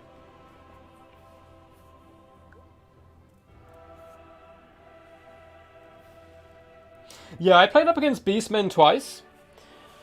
Which, with the build, I mean, rushing into Beastmen seems pointless, right? Because there's no back line to get into. But if we could just kill Sentinels with Throne Axes and Ungor Raiders, or like the Butchers of Kalmgar, which we nearly didn't do, that was a big struggle, the Dragon can kind of just carry it. I mean, Dragons are very glass cannon, so you have to pick and choose your engagements, and luckily we haven't been pinned in yet. Having Discord certainly helps you kind of break off forces quite quickly.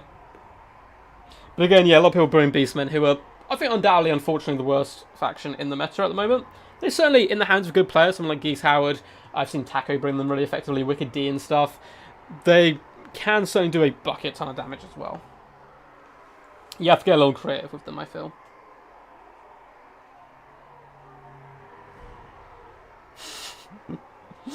It's all over Grom. I have the high ground. I mean, he technically does. He has the bigger mount. More swagger, I would argue, as well. So we've already seen these builds, so I'm not going to go over them in like super high detail, but just a little bit of a recap. It is the Grom Goblin Big Boss and the Giant Ritual Hag with Spirit Leech little tag team. A bucket ton of goblins, a load of fanatics as well, Orc Biggins, the Rusty Arrows, Forest Goblin Spider Rider Archers into the Sunset, and Stone Trolls. And the more I look at this build, like trying to plan for the finals as well, of which these two factions I'm going to come up against, I'm going to get dumpstered by this. The Fanatics will do huge work to the Great Stag Knights throughout the board. Stone Trolls will be a problem. Like, it's going to be a scary fight for sure. And a lot of people don't know the Forest Dragon doesn't do fire damage like the majority of dragons. I believe it does do poison though, which is pretty cool. As for the Mighty Cetra and Kitty Cat of Iscan, they're certainly not to be count out yet, despite the fact he's up against the Greenskins. The Shopti chosen the gods, a load of skeleton spearmen and swordsmen into the Sunset for the front line. Nekahara horsemen as well, doing a going to be a good counter skirmishing tool. They're going to have to be sacrificed a little bit to keep the Forest Goblin Spider Rider Archers at bay and allow the Double Tomb Scorpion and Cetra to emerge victorious. But the Tombs of Stone Trolls on top of them, the Rusty Arrows firing in, going to be a little bit rough by them. Your Shopti, though, should be able to pound down some of those larger targets. We do have the double skeleton chariot as well to apply some lovely skirmishing. Cycle charger into the front line onto these goblins is going to be really good and cost effective, particularly if you can bust through and shut down the Rusty Arrows. So I think it's honestly going to be quite an open, even fight throughout. I've got to go for a bit. Have a good stream. Thanks, Petersborough, anyway, for tuning in and supporting as always. Great to have you here. True champion as well. True champion of the, in fairness, the Total War community in general, but also DBD as well. Force Dragon is still better than the Norscan. I actually bring the Norscan Dragon in one matchup. There is a matchup I think it's actually competitive, and people call me crazy, call me insane, but it works. It works. But yeah, it's not a great maiden. Is there a high ground on this map? No matter who wins, vodka prevails. Have a good fight. Vodka always prevails.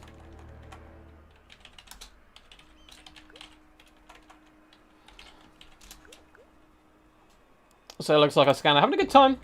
And got to the semi-finals, so you should feel proud so far as well. Is Petersborough a god? I refuse to answer that question. For legal reasons. But he's certainly very powerful. And Beastmen do, have multiple totems and kind of cheers about him. Tell us the secret matchup. Maybe I will, maybe I won't. Maybe I'll keep it a little secret. No.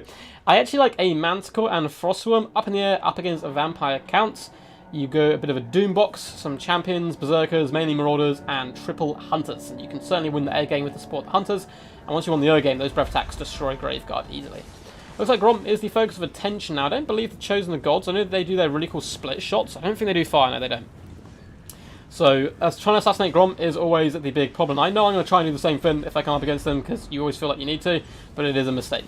Horsemen just kiting back and forth now up against the Spider Rider archers as the undeadly horrors do start to push forward. Chariots as well can be whipping around the flank. Chosen the Gods are now starting to focus on the Stone Trolls. Now, Chosen the Gods don't have too many good targets here. They are anti-infantry rather than anti-large.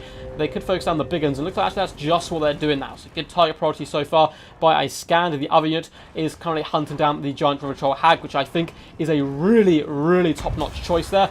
It looks like a Spirit Leech is going to be coming down on top of Cetra, who does bound forward into the Night Goblin Fanatics. And this is a good matchup as well for him. Get rid of the Night Goblins, stop them from doing their Fanatics on the Skeleton Warriors, clear out that chaff. Although it looks like some of those loonies are going to be spinning through the Skeleton Warriors. And look at that damage! Down about half health with a good cast, and they keep on spinning. I know a lot of people have problems with these guys because they're very powerful, but they're such a fun Fanatic unit. I kind of like seeing them. Horsemen going to be drawing back Spider Riders as well.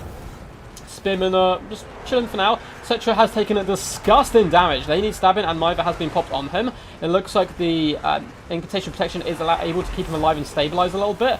And in return, he did not do much damage. In theory, he'd be good up against the Giant Rotor Hag, coming in and trying to assassinate them. It all looks like he's going after the Stone Trolls. Right-hand flank has been crumped. Tomb Kings doing good work here with the Tomb Scorpions, beating back those Stone Trolls. But they have so much health, these Chariots have to chase them off. It's just an absolute must, but it could be lost if Cetra does go down here. It looks like he is able just about to break the Stone Trolls, which is huge. Likewise, the Giant Road Troll Hag and some of the Night Goblins have been forced back. So far, Tomb King's looking at very strong, despite the early damage taken to Cetra. Getting the Giant Road Troll Hag off the field is clutch. Both the Shopti as well have been protected really well, honestly, all by all round. Not too much pressure coming onto them, and they're able to continuously rain in fire. Chariots need to get busy. They have to force back the Stone Trolls and Disaster on the far side. That unit of Stone Trolls has been able to rally. They've only lost 2 models, so they're going to be able to regenerate, come back stronger than ever. What don't kill them only makes them tougher. The Shopti have been summoned here as well in the back, looking to pin in maybe the Goblin Big Boss, and once again help protect you Shopti. Grom is on the hunt for some Kitty Cat, hunting down such an Imperishable who is falling back. Grom has kind of given up the chase. I think he should be hunting down Cetra at all costs, because there's nothing here that can protect Cetra and really keep him alive at the moment, although the Tomb Scorpions could come over. Both these Shopti as well trying to focus down Grom, but killing Cetra, will it be enough? Stone Trolls have raided on this flank. There is support of the Forest Goblin Spider Rider archers as well, but the Tomb Scorpion having a whale of a time over here, doing some lovely damage. Chariots are knee deep at the moment in Greenskin dead, trying their best. Such an Imperishable though, another Spirit Leech has gone down. 910 health is all he has left, but big mistake. Grom has come in for the assassination attempt and has been dealt a killing blow back. The summoned Ushopti managed to pin him in place with the help of the Tomb Scorpion, and the Chosen of the Gods and Ushopti not happy with Grom whatsoever for the atrocities he has caused the Total War scene. Hunting him down. The Great One is here though, boosting his leadership, and he certainly could rally. However, he can no longer juke back and forth, so Ushopti should in theory put some good hurt on him. In the back burners here, Chosen Gods have been hunted down by some goblins, but they should be able to beat them back. And this flank over here has once again been secured by the Greenskins. Stone Trolls managing to fall back with decent health. The Horsemen as well doing a good job just wasting the ammunition on the Forest Goblin Spider Rider archers. In comes the Tomb Scorpion as well into the fray one more time. Somehow Cetra does survive. 640 health isn't too much, but Grom has not rallied. I thought he was about to, but looks like the Night Goblins indeed shattered. Grom down to 500 health is rallying in the distance, and that could prove a disaster here. The Chosen Gods are being protected now by Cetra, which is a really good use of his time. Chosen Gods need to finish off that Giant Rotor Hag. Did another Spirit Leech go down there? They did indeed, getting Cetra down just to 100 health, but he's still not buckling. Cetra does not serve. Incantation Protection going down him to try and keep him alive, but he is now getting that lovely little healing, I think. 136. Is it going down? Nope, looks like he's struggling quite badly here. Now the Spider Riders can start to shut down the Ushopti, which is huge, because if the Ushopti are able to fire, they can kill the Giant Ritual Hag, which they've done, but they can also kill Grom the Paunch. If the long range is shut down, the Stone Trolls saturated on top of Grom may be enough to beat down the Tomb Scorpions. However, bounce power is hugely in favour right now of the Tomb King forces. Such an Imperishable, 121 health, still fighting, still scrapping. Chosen the Gods though being beat to a bloody pulp by the Stone Trolls. Looks like the Greenskin leadership is faltering. Goblin Big Boss, Stone Trolls breaking for the might of the double Tomb Scorpion, who have been a really good backbone to the Tomb King forces. Cetra decides that death is better than serving Grom. and he shall once again return to the sands, where no doubt he shall be reincarnated in the future. Grom, though, once again has been broken here. The double Tomb Scorpion going to be a big problem. They do indeed cause terror, and Greenskin's notoriously bad at dealing with terror. Ushopti Great Bows are once again online due to some good micro by Iskander. Grom the Paunch fleeing for his life, down to 300 health. Should be finished off, but he may be able to get up and over the hills. Let's have a little look. Oh, the Chosen Gods unleash some hell upon him. 100 health, just 100. And down Grom goes. A really janky animation as he falls from his chat. Still a close game. If the Stone Trolls can stabilise and hold the line, they're certainly going to beat down the Tomb Scorpions. But with the Ushopti firing in, I think it's most likely game over, as they have had to go for the Tomb Scorpions. They've done really good damage to them. Looks like the second unit, if this unit rallies, instantly whip it around. Just bring it down to Ushopti, and some big uns are about to get into the back line and shut it down.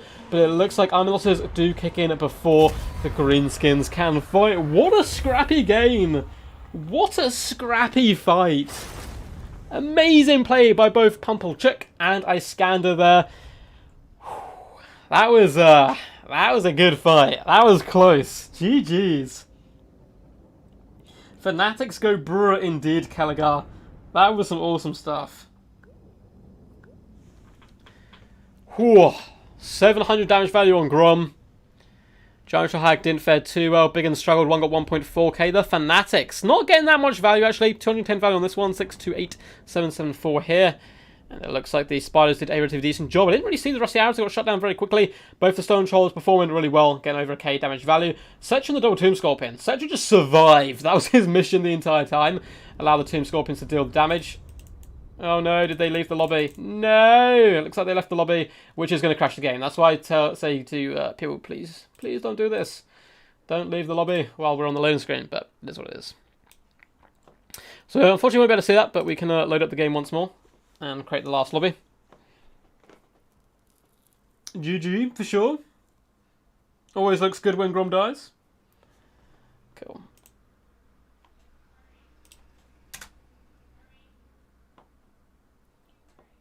So, cool. Just loading back up now. So you will be seeing a blank screen right now. It's all fine. It's just when people leave the lobby, when you're in the lobby looking at the end screen, it will half the time crash it. So I ask people in the future, any guys who are watching who do compete, please don't leave until I've said GG or something in chat. Going back in pretty good time though. I think we're going for about an hour and a half right now. And we're already on to the finals. Cool. So we're back. We're back, baby. Let's have a look at this, make sure it's all updated. It is indeed. So, we are going to be on Eschen here. I can open a lobby and invite Iskander.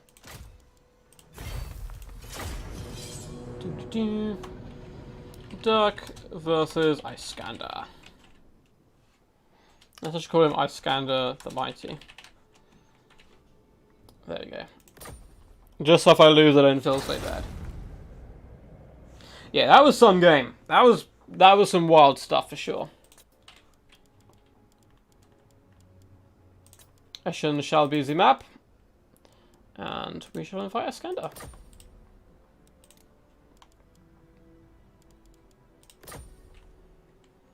Let's change the scoreboard as well. Very well played to Pumple though. He played a brilliant tournament throughout.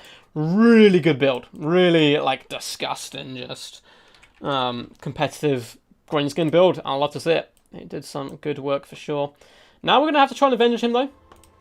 Up against the might of Iskander. Certainly not going to be easy. But we'll give it our best go. I think... Oh. I think this is the wrong person.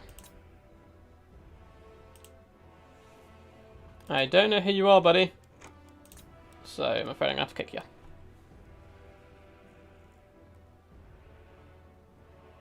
What's up, Walt the Soul? The man, the myth, the legend. Hadn't heard from you in a little while. Glad you're here. Popping in to say duck to you. Good luck. Thanks, man. Really appreciate it. Walt the Soul is one of our loyal YouTube patrons over on here. That's why he's got that cool little symbol. He's a member of the Duck Guard. Let's just message Iskander on Discord.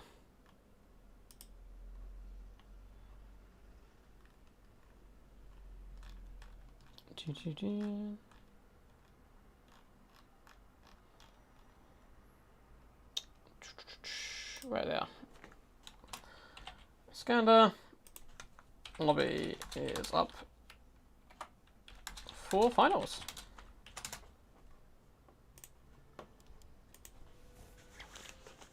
Yeah, a random person joined. I think he's on my Discord, so he's probably watching this as well. So hello, random person. But yeah, this is we're not doing kind of us against people at the moment. This is the finals of the tournament. And for those who have joined like a mega late, this is the one build tournament. So you have to build a faction and you stick with that faction for the duration of the entire battle. And that's what we've got here today. We've got some Wood Elves going up against some Tomb Kings. Should be good fun. We've gone for a heavy rush build, which is super risky in this type of format. If we run into Dwarfs, we're doomed, basically, because our entire infantry core does magic damage. And apart from that, we have large entities which are going to get shot to death. And gun-heavy dwarf faction is certainly very popular in this format in general. Also up against fortunes like Vampire Counts, I think this would really struggle, but we've had a pretty good run so far. Tomb Kings is going to be tough. The Shop are going to wreak terrible havoc upon the Great Stag Knights as well as the Glade Lord. So we're just going to have to bomb rush as quickly as possible, I think, get into the back line. But that's easier said than done when you have summoned your Shop Tomb Scorpions, and other such units who can enter the fray. So let's see if Iskander has replied. Looks like not yet. We can pop another little invite. He might have gone to grab a drink or something. Speaking of which, I'll have a sip of mine there.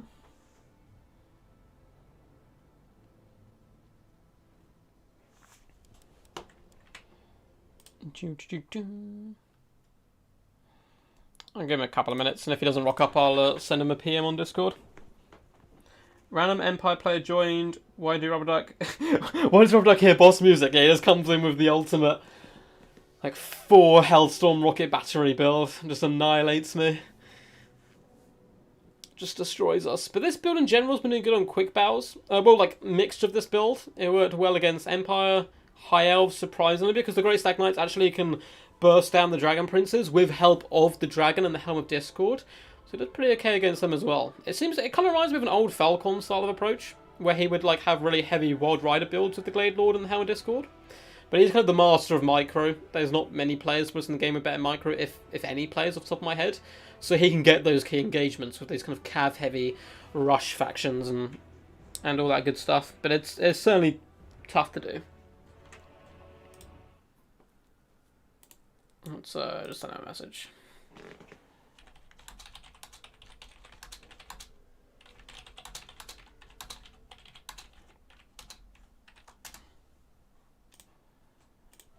Oh, there he is. Hey, man. Well done on getting to the finals. Really well played.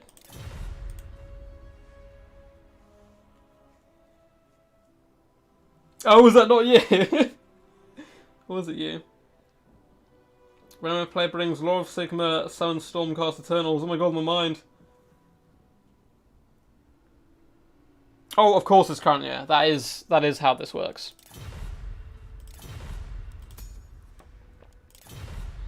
Ready when you are, bud. No rush there. If he wants to like have a little break, that's fine. We can chill out and chat. But I think he's more than likely he probably just wants to get the funnels cracking, get the spanking of the Wood Elves done. Thank you too. I hope that after this battle I can figure out something about communism and undead. Maybe the Vampire Counts are going to be switching over, who knows? Seems to be in a playful mood, Iskander. Eshin is a relatively big map, but it's not really going to affect us too much, of course, because our entire build shall be vanguarding apart from the mighty Dragon, who shall be flying in slightly late. I kind of wish the Forest Dragon's technically a forest spirit, right? Give it Vanguard. Give the gigantic, toxic breathing dragon Vanguard. It'd be beautiful. It'd really help out my rush builds. Now you can do this kind of build with Orion, but the dragon just brings mobility, breath attacks, which we haven't used too much, but Helm of Discord more importantly for those big overwhelming flank overloads, which can work very well. I can hear dramatic music. We'll be doing a replay today as well. Going to probably grab some food after this, so there's going to be a late replay up on the channel, but you can expect that today. I reckon it's going to play up here, because there's trees here, which we'll be able to use, but it's There's a possibility, so we're going to have to kind of go a little bit wide. These chariots are certainly going to have a field day with us, but that's fine. I don't really care if we lose the infantry fight.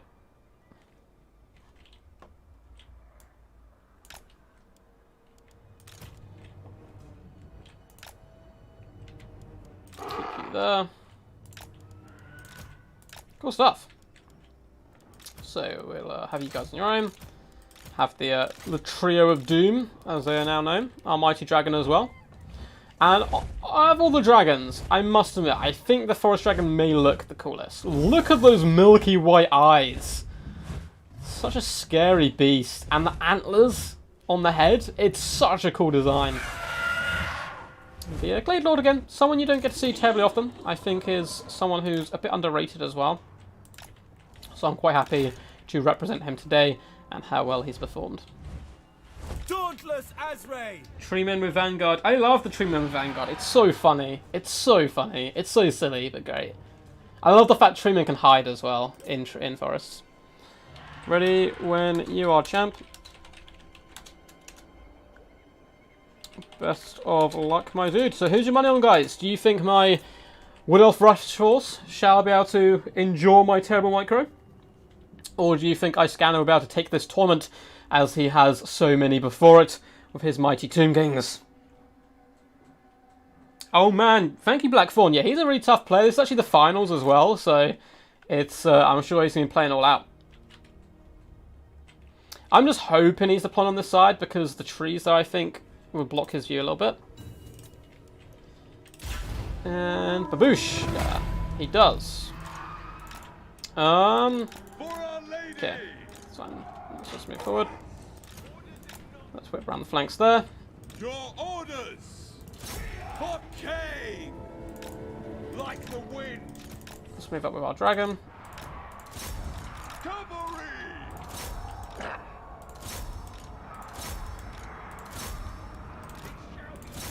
Let's get you going over here. Ooh, Setcha want to come tussle. Understood. Does Setcha want to come tussle?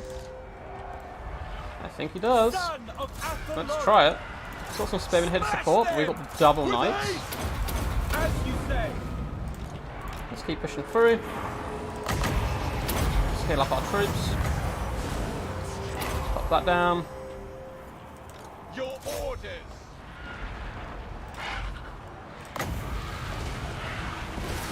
Oof, I think that might have been a mistake by us. Slow it down as well. Very well. You guys finish off you. Setcha seems imperishable. Should have been expected realistically by us. Try and get our stags moving again. Get you guys whipping up and around. You guys need to do a long retreat back, I'm afraid. You guys in there. You in there. You guys on that unit. You guys need to force your way all the way up and around, back past our deployment zone, which is annoying, but it's fine. Pop that there. Nope, didn't go off for some reason. That's fine. Hunters. Okay, me start through. You guys moving over to this fight as well. Dragon up in the sky. Pull back for you. Pull back for you. Oh my god, that dragon just floated. Actually, let's not do that. At speed. Let's go for that. Withdraw. Now we go for that. Cool. Try and get the weaker unit out there. Oh no, our stag's got corn spears. Oh, it's a bit of a mini disaster, but it's fine. We needed the stags to finish off those Ushopti, otherwise they're going to cause us all kinds of problems. So let's whip you guys around. We really should have focused a bit more on that. Great Stag's doing a great job. That was actually not meant to be a pun, but it was. So let's fly over here. Get the stags out of here if we can. Branch Wraith is close to getting assassinated, which isn't good news. Let's maybe finish off you. Let's just pop some debuffs while we can. Bring you guys back round. Bring everyone in.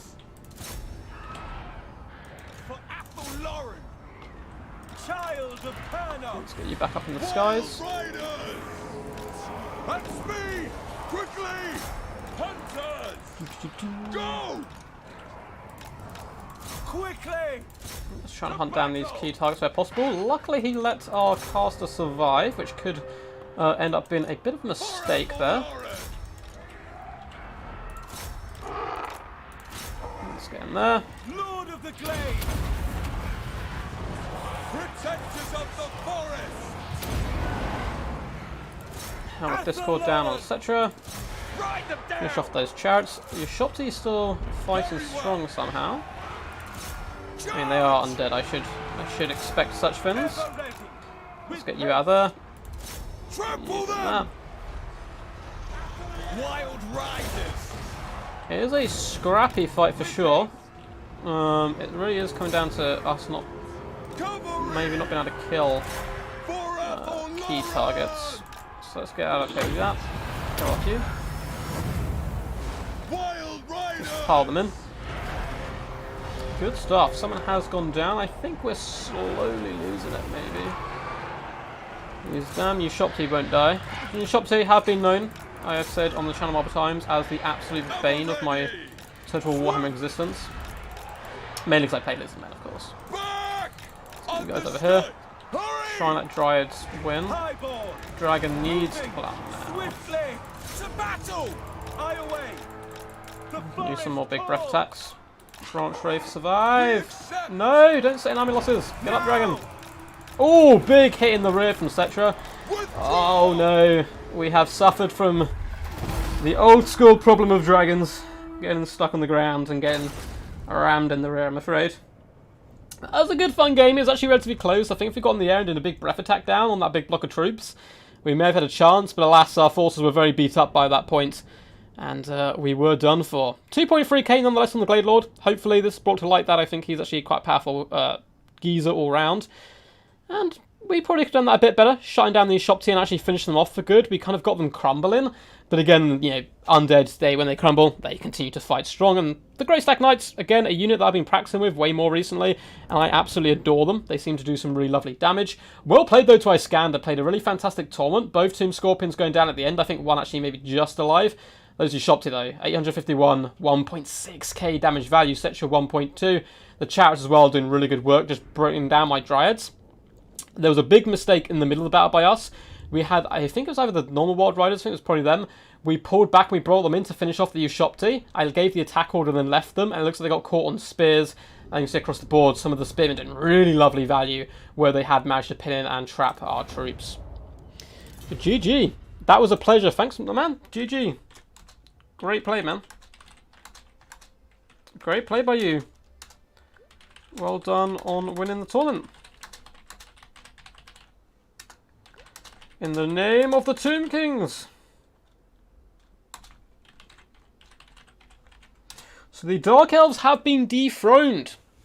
It was Dowie winning our first one, Dark Elves the next one, this time the Might of the Tomb Kings, Wood Elves and Tomb Kings. Not two factions I'd have expected to see in the finals. With, you know, Skaven, Dwarfs, Greenskins, who are all really good in this meta, Bretonia, Vampire Counts. To see these two factions get this far is a bit of a pleasure as well. Yeah, oh, it was the summon that triggered the early army losses. Ew! Yes, yes. The calcium of their bones will nourish plants for Athaloran. Oh, we always come back stronger than ever. Not at all of us like sand, remember. I shall remember.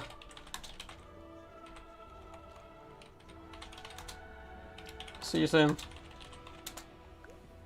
Iskander, always a fantastic champ of the people.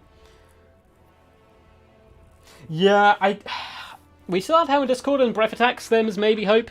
Maybe. But, you know, it was a good fun tournament. Ah, Sloth, living up to your name there. Been a little bit slow to the stream. But it's all good, man. You can go back and watch it from the very start. Thank you, Tiago. I hope you guys did enjoy. Thank God the Orcs haven't won yet.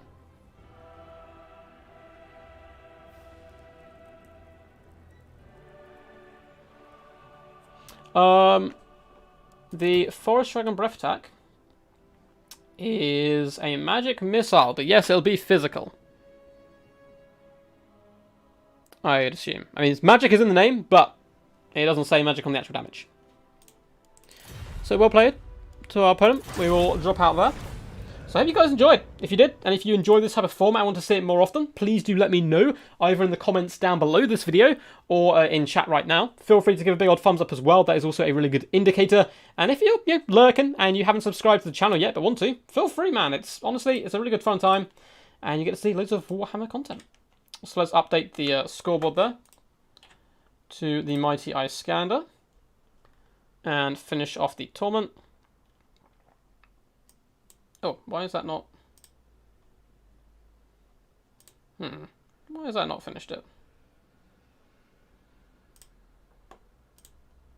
There we go. Epic stuff. So well played to everyone who managed to get, who played today, but particularly those guys who got into the semi-finals and finals, quarterfinals, and all that good stuff. Well, very well played to Iskander as well, Iskander Two-Horned, who did manage to claim victory today in this Battle Royale. So, we're going to have a quick little look, see if any Total War Warhammer YouTubers are streaming. If they are, we will send you on your way over to there so you can raid them, yell quack rather loudly at them as well. So, it looks like... Who's streaming some Total War Warhammer? Mercy the Mad. Oh, he's in campaign. Looks like there's no Warhammer multiplayer streams online, I'm afraid. At least not from what I can see. So apologies about that. We won't send you anywhere today, so feel free to raid this chat and just yell quack a load. Yes, it will be uploaded immediately. So, I mean, you can, if you're watching it now, just don't go off this video. Pull the bar at the bottom of the video back to the start, and you can watch it. Even as it's uploading, it will allow you to watch it. So don't worry. But anyway, guys, I want more duck stream. Don't worry, Blackthorn, we're going to be streaming tomorrow. You're going to get to see me in some tournament action. We're actually going to be streaming Sunday as well, which I'm crying over because it's going to be a long day. I'm up at 5 in the morning doing a 9.5 hour shift, coming home, and then we're going to be streaming for about 5 hours because it is WWC time. We're going to be casting 5th, 6th, 7th, 8th place, which is 4... best of 5s, which is going to be 5 to 6 hour stream, so it's going to kill me, but it'll be good fun. I'll certainly make sure to load up on hot chocolate beforehand to get me a little bit buzzed. OBS stream tomorrow. Let me quickly find out what time that is going to be for you guys, because it will be when Battle Mania starts, which is a tournament I'm going to be playing in. There it is. Oh, starting at 5:30 BST. So 5:30 BST is when we'll be kicking off tomorrow. So, hopefully see you guys there. Until next time, peace, peace. And as always, stay awesome.